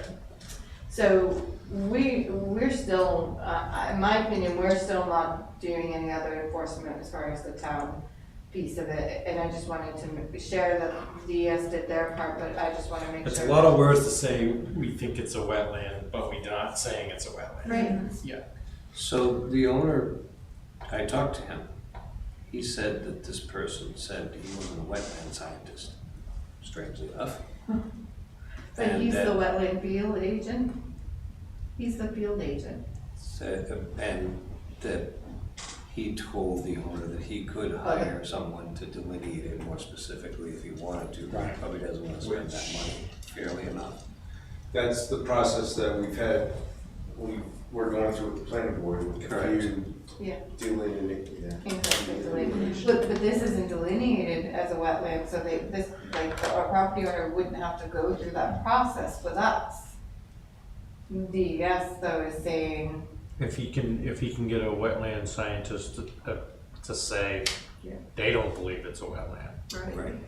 but then they have to be able to back that up. So one thing that was interesting in last night's presentation, the cat nine tails, Took the words out of my because mouth. You heard that. she I guess he she heard said that. she's seen them on hillsides. And they're not, she says that they are not representative of wetland, They're not true wetland True indicators. Yeah. Yeah. and that's what the original complaint came in, saying they're there, it's a wetland. So- But this letter says, There was moisture. Yeah, it's been super. no, this letter says it ticks the three things: Hydric soils, yeah. hydric soils, plan indicators, and presence of standing water. Yep. Yep. And adjacent to the slope means, I believe, right next to where he filled. Yeah, Right, yeah, so we don't, more than likely it might be under the fill, Right. yeah. but it's But just- they're not saying in here, remove the fill. No, They're saying stabilize no the more banks. fill, Yeah. and you won't get any additional, you won't get additional fill place to put a Permit, new driveway, right? Yeah, So, okay. So at least he has an answer. yes, yeah, and I just wanna, we're just documenting it for the Yep. file. We've already documented that our enforcement will not, that we are not moving forward with enforcement because we have lack of information at the Yeah. time, but my opinion is the same, so. Yeah, I agree. I was going to see the water division director tomorrow at an event we're going to, but he's not going, because I'm going to speak to him informally and say, this was too long, you guys, this is way too slow. And not to order and to do. Yeah. What's that, yeah. It took too long to do this, So, but thankfully it's done. Yeah, okay. executive department, we already talked about public safety, summer barbecue, nothing new, just, don't forget, it's September 28th, end of summer barbecue. What time is that at, Christine? 11 to 4, 11. I can't eat and you a lot guys of are food. cooking. I eat a lot of food in 5 hours. That would be fun. What's up? We'll put that. I know. That's why everybody. Use a personal day for that day. I did. I took a personal day to be here. See, you could have returned that. He took personally, no kidding. Already? Wait, you just call in the morning. Next one is just in case you hear any scuttlebutt or complaints, NHRS. There was a hack on their third-party vendor was hacked in May. It is not New Hampshire Retirement System, but it is their third-party vendor, and it affected some of our retirees and anyone who was receiving a pension benefit. So any party that was affected was notified by a company called PBI, which was the third-party vendor, and they have the ability to get free protection, and the letter tells them how to do it. Beach test results, it was tested again on August 22nd, and the test results are good. Results are included in your materials. Software changes, we are plugging away still with the budget module, and we hope to get the rest of the staff trained. September appreciation. So I'm a little late. Recognition for September will be posted online starting tomorrow and on Facebook. We have one anniversary date for September, and it's Harold Bomer. He's the crossing guard for the police department, and as of the end of September, Harold will have worked for the town of Bristol for 21 years. That's impressive. Well done. Eversource Make Ready Bill, I've not renewed a report, they still haven't updated us. In Energy Futures Market Update, there's a graph in there, it comes from our Constellation Energy. They are stating that the market is still very volatile as we head into the off-peak months, and they hope the market will drop again before winter starts to arrive. We are locked in at our price, but they like to share that information, and that's in your folders. So. I'm gonna skip the next one. We talked a little bit about it, the window coverings. Yep. So, open positions, cemetery trustees for the select board is still accepting applications for any interested candidates for the one open trustee position. We said by the end of September, but we've extended that because we have no interested parties yet. So do you know anybody who's interested? The other day, maybe even Memorial Day, Labor Day, there was someone working in the cemetery across from Williams. Tall, thin. Was it Ron? Ron. Okay. Yeah. We approved Ron to work for the cemetery once a month if needed a little bit more. That's right. I didn't recognize him from Yeah. across the way with the safety gear on. Yeah. So, yeah. Okay. The library director position, I have no news on a candidate. They have asked Jenna to stay on as a interim part-time to cover until the new candidate is hired and up and running. So you may still see her around, even though her last day was officially September 1st. Okay. Transfer station attendant for part-time position is still open. We're still interviewing, and hopefully we'll have a candidate soon, so. Events, I'm stealing Les's thunder. 2023 Old Home Day, Les will report on the event, I'm sure, under her part, but we've been asked to say that, well, we've been asked to, they're putting out a thank you, they gathered a list together. They are, Claire's obviously concerned that somebody's missed, so we apologize in advance if that happens, but I thought it would be nice to say thank you to all the people. I heard it was a great event, so thank you to the committee members, Cheryl Sajewski, Hilda Bruno, Lucille Keegan, Ingrid Heidenreich, Chris Bean, Martha Holzman, Les Dion, Annie Leonard, and Kim Smith. Great job on the event. And the volunteers that helped support it, Jeff Smith, Tom Keegan, Mary Gebhardt, Jan Metcalf, Richard Metcalf, Lori Quinn Ajos, I said that right, Sue Peterson, Carol Ramsey, Amy Newmeister, the Boy Scouts, and Jamie LaRoche, Newfound Memorial Middle School Athletes Football, and Susan Colby. And Jim Collins. And Jim Collins. It was an amazing day and turnout, and the car show was great. Like, kids were having fun. Yeah. It was just a great day. Until Carol's tent blew away. What did it really? Broke. Oh yeah, one of the community event tents I is must have missed broken. that. It was dead calm. It was Carol's Yeah. fault. And it was, I don't know, Mike wasn't a microphone, it was Little dead wind calm. shear. Boom, it comes in, Out of picks, nowhere. picks the thing up, knocked over my speaker and a bunch of my stuff, and it goes rolling like a tumbleweed, right? It did. Had to be stopped. We didn't have video on? And then we said, okay, they just left it over there, and halfway through the next song, it starts raining, so they had to bring it back over, and duct tape it back together. And then 200 people, it was like under the Under the- pavilion, yeah. waiting for the rain to stop, but would not give up a place in No. the dinner line, God forbid. So now It's they're wrapped around. complaining that if Yeah. one guy comes over, he goes, do you realize it's raining? No. Let me see what I can do about that.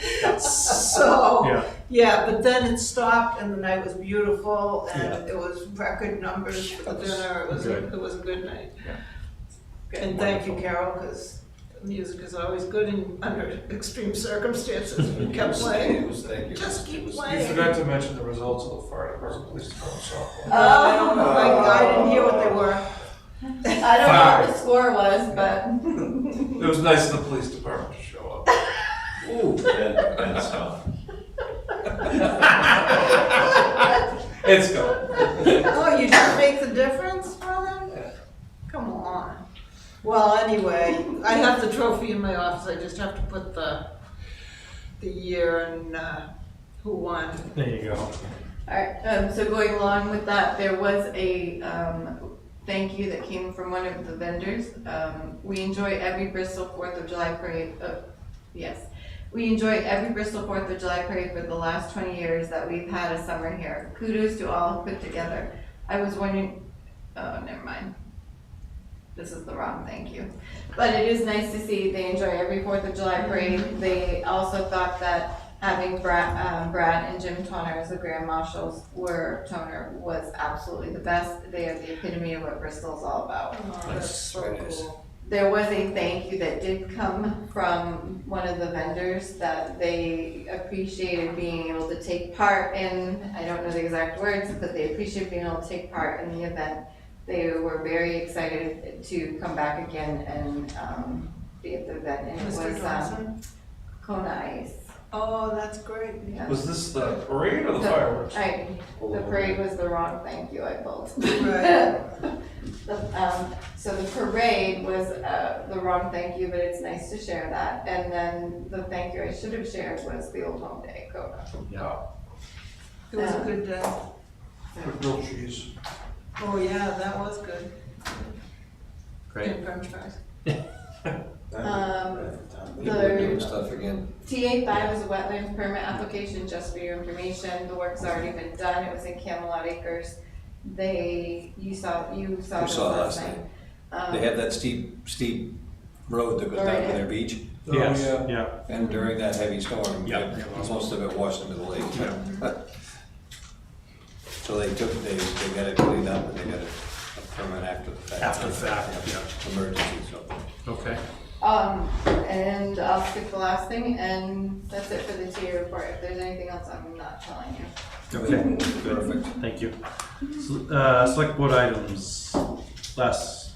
We already talked about Old Home Day, great day. The other thing is that if any committees or organizations have events that they want listed in the events brochure, we're hoping to finalize it on Tuesday next week. And so just get that information For winter? For fall and winter. Yeah, correct. Actually, it goes to April, so. Yeah. That's it. Okay. Carol? I took a complaint from a citizen. And apparently I believe you had told me someone else said this, saying that they're not clean when they come out of the lake, at the foot of the lake, and that there's a smell of sewer, and that the veterinarian told them if their dog was in the lake, they should wash it. I'm passing this along. I guess that would depend what you told your veterinarian, how he would respond to that. Right. So I've been driving down a couple times a day down the foot of the lake, and I took a walk, I took some pictures. I don't smell or see anything. Obviously, there's a lot of black leaves along the edge, right, from so much stuff being washed in this year, the black, well, we were talking about black leaves last night.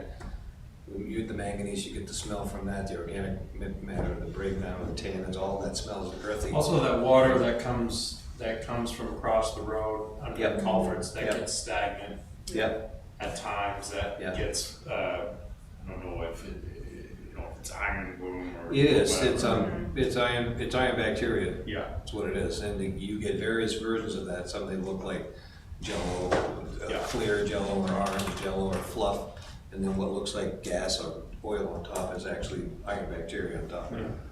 So I haven't seen anything, so I'm just paying attention to it, but I was passing it on, because apparently someone else from one of our other committees said the same thing. Said the same thing, but we are also, the land use office is investigating a potentially failed septic. They are not, the septic isn't overflowing, but it's not doing what it's supposed to do either. The one person who's responded, I got a report from Joanne yesterday, has said that they are using it limited, they're not doing wash there and things like that, but the other parties that share the septic have not responded yet. Is So this in that area? Yeah, we've investigated, there's no, every time we've been there, there's no odor, there's no evidence. And then the water test results also have come back normal. How does a complainant know a septic system has failed if there's no ponding on a leach field? We don't That's see. the only, So that's we the don't only. see it now, I imagine if, and I don't know because I'm not a leach field expert, but I would think if you stopped using it, that the ponding would go away, so. Yeah, right, right, okay, So we don't see the evidence of it, but okay. we have received contact from one of the two parties that share the septic, so. Is there a specific area that complaint was in, or? Down towards the east end, down towards the catch. But, and then I talked to Jeff, this conversation with this person, he said, well, he wanted, what's the catch got for a septic system? And I said, I'm pretty sure they pump that regularly. He said, I don't think so, I've never seen them. So you just built a new one. I Every called couple of Jeff, weeks. he says every Monday and Wednesday morning in the Yeah. busy season, because Yeah. they take it to the sewer plant. So that's regular, so it's probably not that. Or it could be that's what they're smelling, if they're pumping it Well, when Monday they and pump it. Wednesdays. Yeah, when they pump it, you can, yeah. So I've just been driving down there and watching. He also reported that someone, he thought the NLRA, the new conservation manager from the NLRA, recently did a sample at the outfall of that storm drain into the Yeah, the lake. storm drain that comes out. And got a high bacteria number of 400, which wouldn't be unusual this season with all the rain you've had. Could be from a septic system. Unless they basically DNA it, because E. coli, you can't tell. You Right. just can't tell. So I'm personally just watching it because I drive back by that road all the time. So Okay. Well, I think that culvert crosses over North Main just below Overlook. Yeah. That little creek there Yeah. goes down by that, across that property under the Yeah. highway. yeah. I mean, I was in the water on that beach 24 hours ago. Yeah, no, and I took some pictures, I walked in, checked the water, I've asked a few people, and nobody said anything, so. Yeah. All right, That's all I get. all right. Rob? I just wanted to bring up real quick fireworks. I've spoken with a few people in the community, both Bristol residents and Newfound community residents, about, in being enthusiastic about wanting to be involved and looking towards next year. And probably the time is now to start moving on that. And it kind of, part of that discussion was to try and expand the event more and also to possibly reach out to other communities to have them contribute to it as well. And not as we're Bristol residents, why are we paying for it all? These are people that are not Bristol residents that are saying, hey, why aren't our towns involved in this? So. How was that years ago, the fundraisers they used to do? It was It one was where prior. Van Derven did. Yeah, they did that one year. We have more, well, I'd say more than once. We've often sent letters to the other towns and they've not responded. So the people that you're talking to should be talking to their select boards. Right. Yeah. But kind of my thought with the whole thing was to do a hybrid of like the Friends of the Fourth. Yeah. With offsetting, with the town paying a portion, Friends of the Fourth, Yeah. First thing we're gonna have to do is find out how much we're looking at Yeah. to bring a company in that can do the electronic shooting. So I happened to have a conversation with somebody from whatever company is it took over Atlas Pyrotechnics. JPI, Is it JPI? They bring their own barges. they do, yeah. Yeah. But it's, you know, and the conversation I had with them was, you know, we're looking to do something different next year because of the, you know, the regulations and everything. And they basically said, you know, get on it, but as long as you're not looking to have it on the 4th and you're a little bit flexible, you should be good. Yeah. So it's just a matter of, you know, do we have a fireworks committee or is it something? Yeah. So when is that? I think that then it should be a new select board rep to the fireworks. I already offered to do that. I've been doing it the Yeah. last few years, but I'm happy to step down. I don't mind staying on and helping with other stuff. And your fireworks committee is your fire chief, your police chief. There was a highway representative who, We rarely saw. yep. And then I had been on it before and now I've selectively been added back to it. And then the Jamie Moulton was also on it at the time. But I did go out and I've gone and gotten sample RFPs, which, and I haven't brought them here yet because I have to go through them, but I've gotten like 6 different ones. Because it is right, you need to get your RFP requests out now, so. And I mean, could we maybe open that up to a few community members? We'd be happy Especially to. especially from some other communities that might be able to. You mean the committee? committee? The committee only starts meeting in preparation for the event, but I think in order to prepare for any change, we have changes this year, we're gonna have to meet, And we start need to meeting be early. prepared for a town meeting to. Because the number's gonna go up. Yeah. I think when I talked to, I don't have my folder with me, when I talked to JPI, and I thought I came back and told you guys, I thought it was 18,000. I was thinking somewhere in 24. And that, So it's pretty and good. they do bring their own barges, and then we need to have a bigger discussion, probably with the committee first about, we need to do something with the barges we own. Yeah, well, the one that's still sitting on the dock? No, is it, Yeah. is it still sitting there? Yeah, and so we are gonna try to get Greg to just pick it up and take it, and then we have 3 in Hebron, so, somewhere. Okay. But we should have probably a bigger discussion at the fireworks committee. So who owns the one that's sitting on the dock now? We own, The town does. we own total of, Wasn't somebody responsible for removing that? Yes, So it's not no, the town's no, fault? no, I asked Ben to reach out to Greg for me because we aren't getting anybody to move it.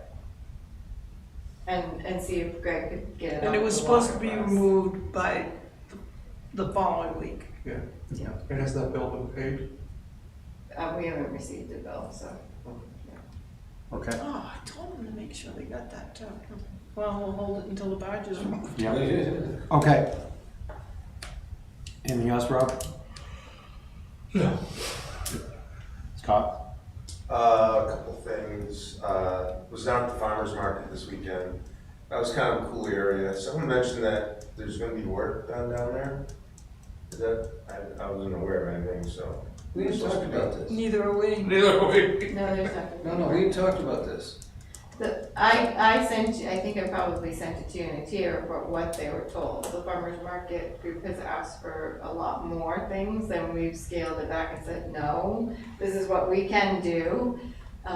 So I'm not sure what the other work is that they're talking about.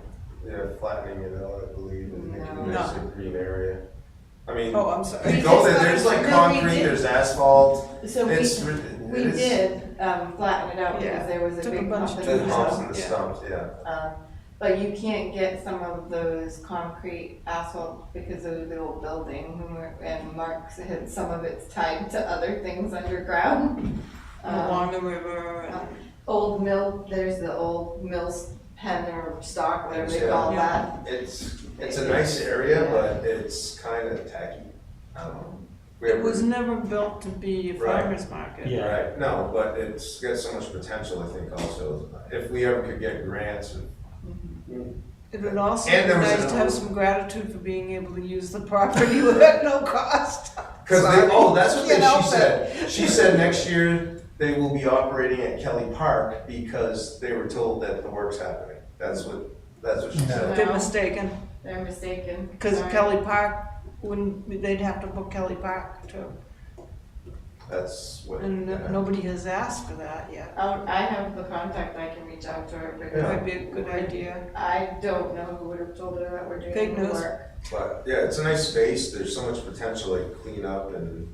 Yeah. It is a beautiful spot, and Rotary did the trees out front, Yeah. they'd be willing probably to do more there, One but of them is dead. I wouldn't, oh, And I did notice like an odor. Mr. Buzzkill. There was kind of an odor around there along the river. I don't know, it was kind of odd, but Miss the mill stream. yeah. So, all right, so The change porta subject. potty? No, I don't think it was that. But, do we, I saw a post on Facebook about someone was complaining, their child brought home a book from the library that he found questionable. I don't know if that's something No. we don't. Oh, so, I'm sorry.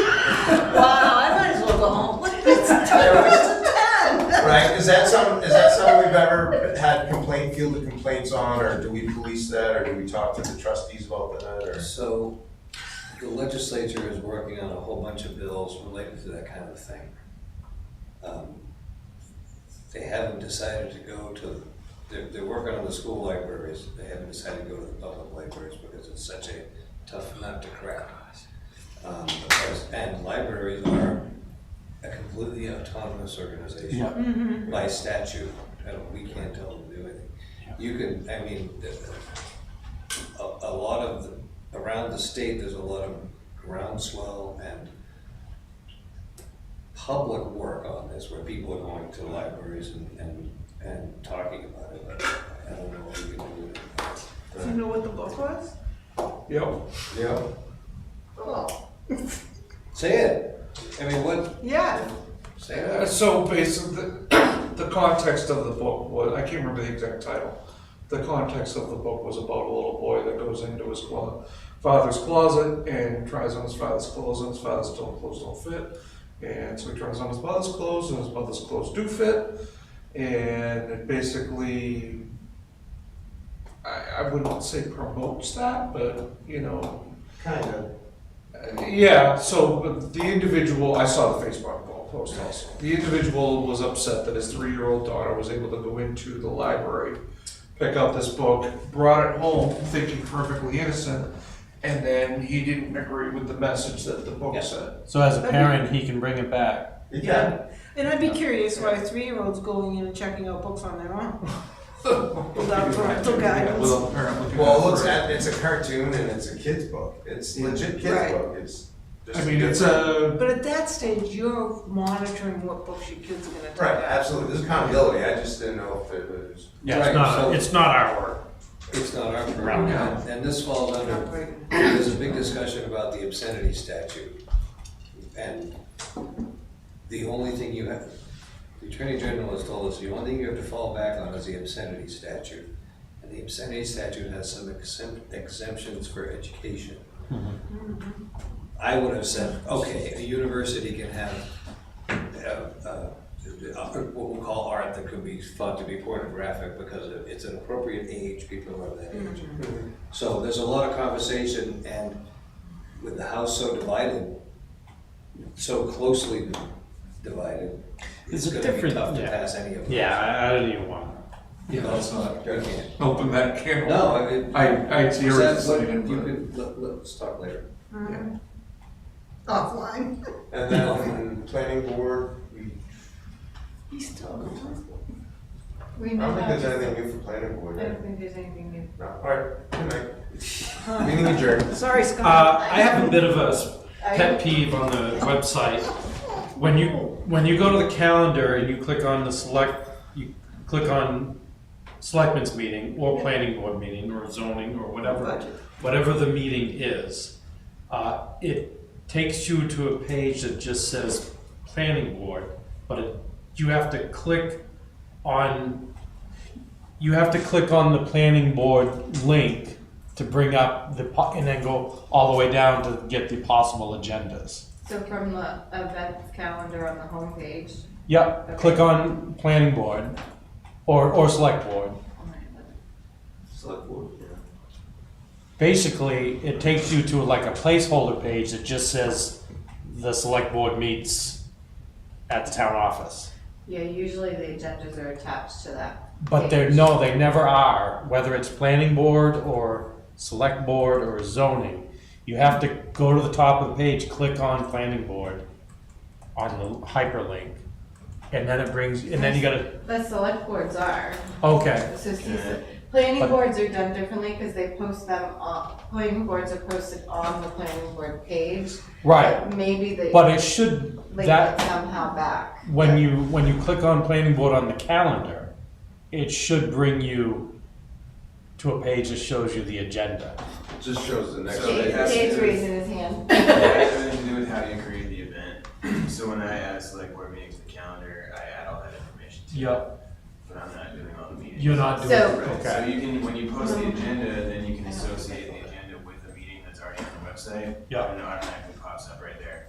But that's a little field that you have to fill in to make sure. so whoever's doing planning and zoning needs So to, when they do it, they go to planning board page and they're creating an agenda here. yeah, It doesn't link back to the calendar. But that's because all their agendas are listed on their page. But they would just have to take an extra step. yeah, they need to So do that, make it because as it's, a related agenda, yeah. When you create the agenda, there's a field you can fill in that automatically, well, not automatically, but Okay, 2 seconds, you can make it show up Okay. on that.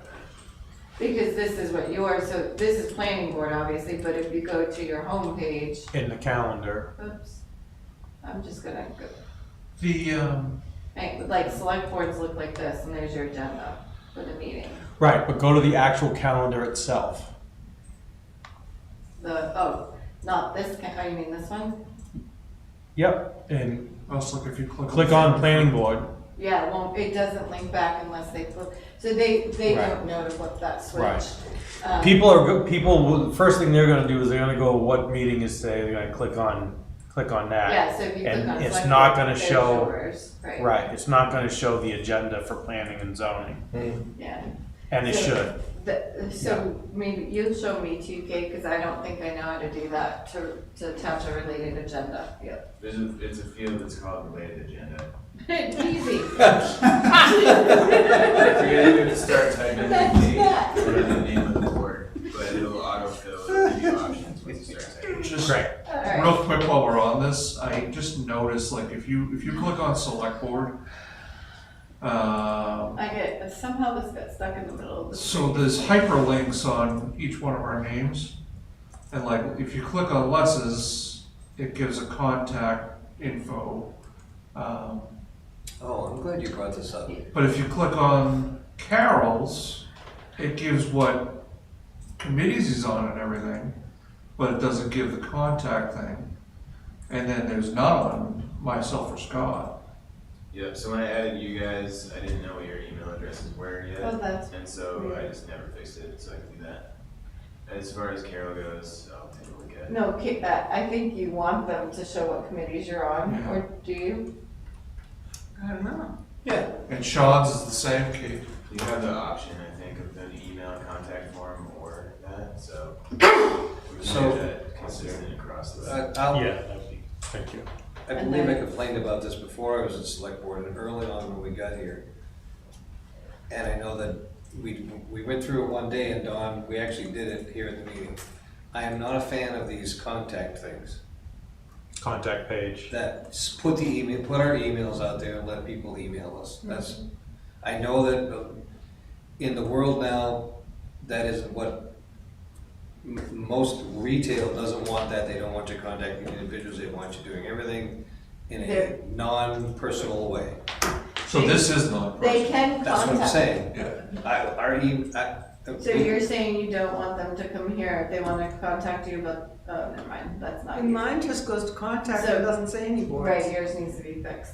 So Right, but contact that- Carol Brown, you're not in favor of them emailing, because this will email you. And I've missed a couple of those because when you see it in your email, it says contact, but it just looks like, it doesn't look like, It says contact it's from something you can Bristol. easily ignore. Okay. Maybe that's my problem. It says contact from Bristol. So you're saying it should We have all your get actual this. email address on there? Yes, and I So- know that the world as we live in it now, they don't wanna do that. I know. thought there was a reason, because we got spammed when we listed out links. That's the and- main reason to do it. Yeah, Because then it's basically a roadblock for any kind of. Yeah, because otherwise they can just mine all the email addresses. so we got spammed when we were listing, and so in the past website, before we switched to this, you weren't allowed to link through your name, we wouldn't even put our email on it because we were getting killed. So when we came to We this can. site, we set it up this way. There's some kind of tool they can go through websites and pull those things You from. can just pull every email from whatever website it wants. So this basically roadblocks a robot. Okay, but we're not a business, we're public service. But you'll still But get we're spammed. getting spammed, is what we're saying. And Well, cybersecurity. there's other government agencies where you can go to people's emails. So we've had this set up since day one, and that was when we moved the site. We can certainly change the whole site, that's gonna take some time, but But there has to be a way to do it. Let's have a conversation. it's a manual process. So the way you could do it is just, you could have, well, no, because that would mine that. If you did it without a hyperlink, if you just had a text that had. With- That's what I was So you wondering. could do it without a hyperlink, but then you get people like the hyperlinks too, Yeah. but. Would you like the So you police could department? The police department table has names, titles, and then each person's phone number and extension in the table. So we can do that with an email address. Like Yeah, you could do that. Make it copy and paste instead it. of phone, you could put the email address there, yep. State of New Hampshire Employee Directory, pick somebody, I don't know. Earl Brown? No, I'm not there anymore. Well, I'd be on the legislative page. You search by department, we'll just do this. So like I just pulled up Town of Meredith for the heck of it, and it was the same way. So here's State of New Hampshire Administrative Services, everybody's email, contact, everybody's email is there. Yeah, and when you click on it, what happens? Well, it's good, that's a good point. Emails or I think it, contacts? well, It's just like ours. probably Okay, will, that's- it opens your email up. Probably the Anybody, same most one likely that you- anybody who yeah. has the civic where has that process, because they wanted Right. to be able to have a contact. You want you to be able to fill out a form and just send the email to whoever Yeah. you want to contact, instead of having to link through and do your own email, but we can fix it. Can we talk about it some more another time so we can go home, so he can go Yeah, home? he's got a pretty big chunk, but. Okay, Tree, Thank you. Tree, can I just ask you a quick question on the tree? yes. So, I didn't put that in T report, so I figured I would tell you, everyone. So last week, Yeah. the tree got, one of our trees in front of Pizza Benet got hit by a vehicle.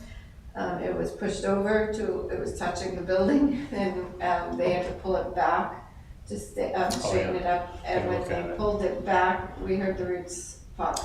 So my professional opinion, I'm not an arborist, but my professional opinion is between the bark damage and the root damage, that tree is unlikely to survive next summer. So so I actually checked 2 trees, and the name you gave me, was it to evaluate that tree? Yep, Okay, thank you. and the tree, yep. Go Did you ahead. ever look at the other tree next to it, the big tall one? Just to the left of the building that had no leaves on it? The ash, The ashes are those all. ashes are all they're coming down. Oh, they are, Yeah. okay, alright. Yeah. All of the ashes are And coming then down. also the tree in front of Bristol Community Services is, I don't know why or how, but that's an elm tree. And so that is Mark also, thinks it's the dogs. no, it's an elm. Oh, because it's an They elm. grow a certain amount and then they die. Yeah. Oh, Dutch elm disease. I didn't know that. That's very depressing. Alright, so I will contact them and get that tree evaluated. It may be it's a little bit tricky. It may be a different strain of elm than American elm, but regardless, it's still, they're less susceptible, but they're susceptible. Yeah. And then there is a dead tree in the Mill Falls, not Mill Stream, I'm sorry. Stream. So we should remove the elm tree, Yes. and then we won't replace it right now, but look at Yeah. something for next year. Yep. And then I'll get the other one evaluated so I can file a claim Yeah. with the person's insurance. Yep. Yeah, there's a particular, tell them you need a shade tree assessment Shade tree assessment. evaluation. Yeah. There's a particular process. It's a thing. Oh, yeah. Trees are worth a lot of money close to buildings. Yeah. Yeah. Oh, sure. Okay. Thank you. All right, public comment? I have three things, I guess, listening to the conversations tonight. One is the fireworks. I just want to say, I don't think the taxpayer should be paying for the fireworks. Since the last few years where they block off, there's no parking anywhere near it. So it's a very limited number of people that can get to see the fireworks. And especially with the cost going up. I used to be the director of the Chamber of Commerce when we raised money and we went around to businesses and, there was an appeal that went out, mailed out to residences and businesses to contribute money toward it. And I think that's how it should be funded. And there's no Chamber of Commerce now, but whether it's the Economic Development Committee or somebody, but I don't know. But I think it should be something that's funded apart from taxpayer money. Okay. Just because it's so limited on who can see it. On the community energy agreement, Carol's concern about approving it before voters do. I kind of view that as like enabling legislation. You'd be signing this agreement that enables you to compile the information needed for the people to decide. So I think that's a legitimate thing to do. The other one's on the personnel stuff. I was surprised to hear you eliminated comp time, and I was just curious about why that is, because it seems that comp time didn't cost any more money, but now you're having to pay overtime to make up for not having comp time. So I just don't understand the reasoning behind that. I think part of it was because not every department was allowed, was able to utilize comp time. Right. It is manually tracked, and you do have to pay it out. We did put limits on it, and the limits weren't, they were going over the The biggest limits. issue is a nightmare to track It and calculate. And it was still a cost. And it was still a cost. Yeah. But less than overtime, right? No, you still, you'd earn an overtime rate, the time.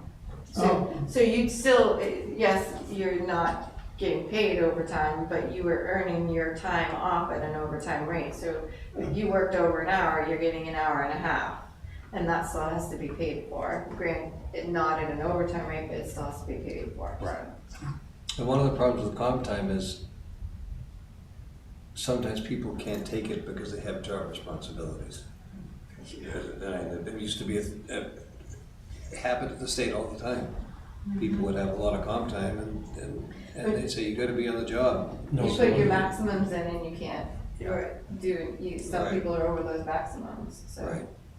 And then they don't get benefit for that extra time they work. So we had done that a couple of years ago, 2 years ago. I think I was here. The comp time? Yeah, When we talked about it, the change. the change last year, but we're just processing. It was only last year? Yeah. I know. Seems like it was You should be on the committee. Yeah, right. This meeting started last year. Yeah. And now we're meeting every week. Yeah. But- Not us. You are too. Yeah. Okay, thank you. Yep. Okay, if I just address one Yep, of the comments that Tom was making. So as far as the accessibility of the fireworks, that's one of the things that I kind of been thinking about, and how do we make it more accessible to the community as a whole, and not just those that are on the lake.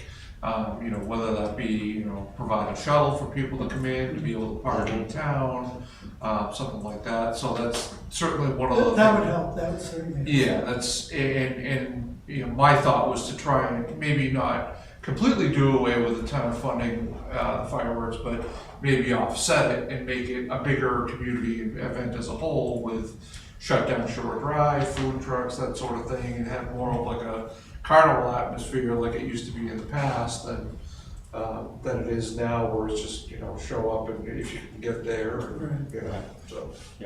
But you're right, it's every year it seems like there's less parking. Yeah. Did they have Well, the we church did- parking lot We this year? had More the parking church the last this 2 year. years, yeah. So the church wouldn't let us for a couple of years, they Yeah. refused it and they blocked off the parking lot. But they agreed last 2 year years ago, Last- yeah, we've done it and for 2 this years year, now. yeah. And we just signed an agreement with them and provide them insurance coverage. We normally have shuttles, as in golf carts, but our send golf a cart text. provider fell through and we couldn't do that this year. We couldn't get him to show up. Yeah, one of the things that I think needs to be done is we need to market it a little bit better, so people know that you can park at the church again, there'll be transportation provided, that sort of thing, so. Yeah, all right. Okay, we need Make a a, motion to go into non-public session? yeah, under the same. Yeah, you know what, we never talked about D in the first session. Okay, so it's just D that we're talking about? Oh, you're just gonna spend the night? Yeah. No, we have to do, just do A, B, C, and D. Okay. Yeah. I'll entertain a motion to go into non-public session pursuant to New Hampshire RSA 91A 32A, B, C, and D tonight. So moved. So moved by Les and seconded by Rob. Roll call vote, Scott, Aye. Rob, Aye. Carol, aye. Carol, I, Sean, I.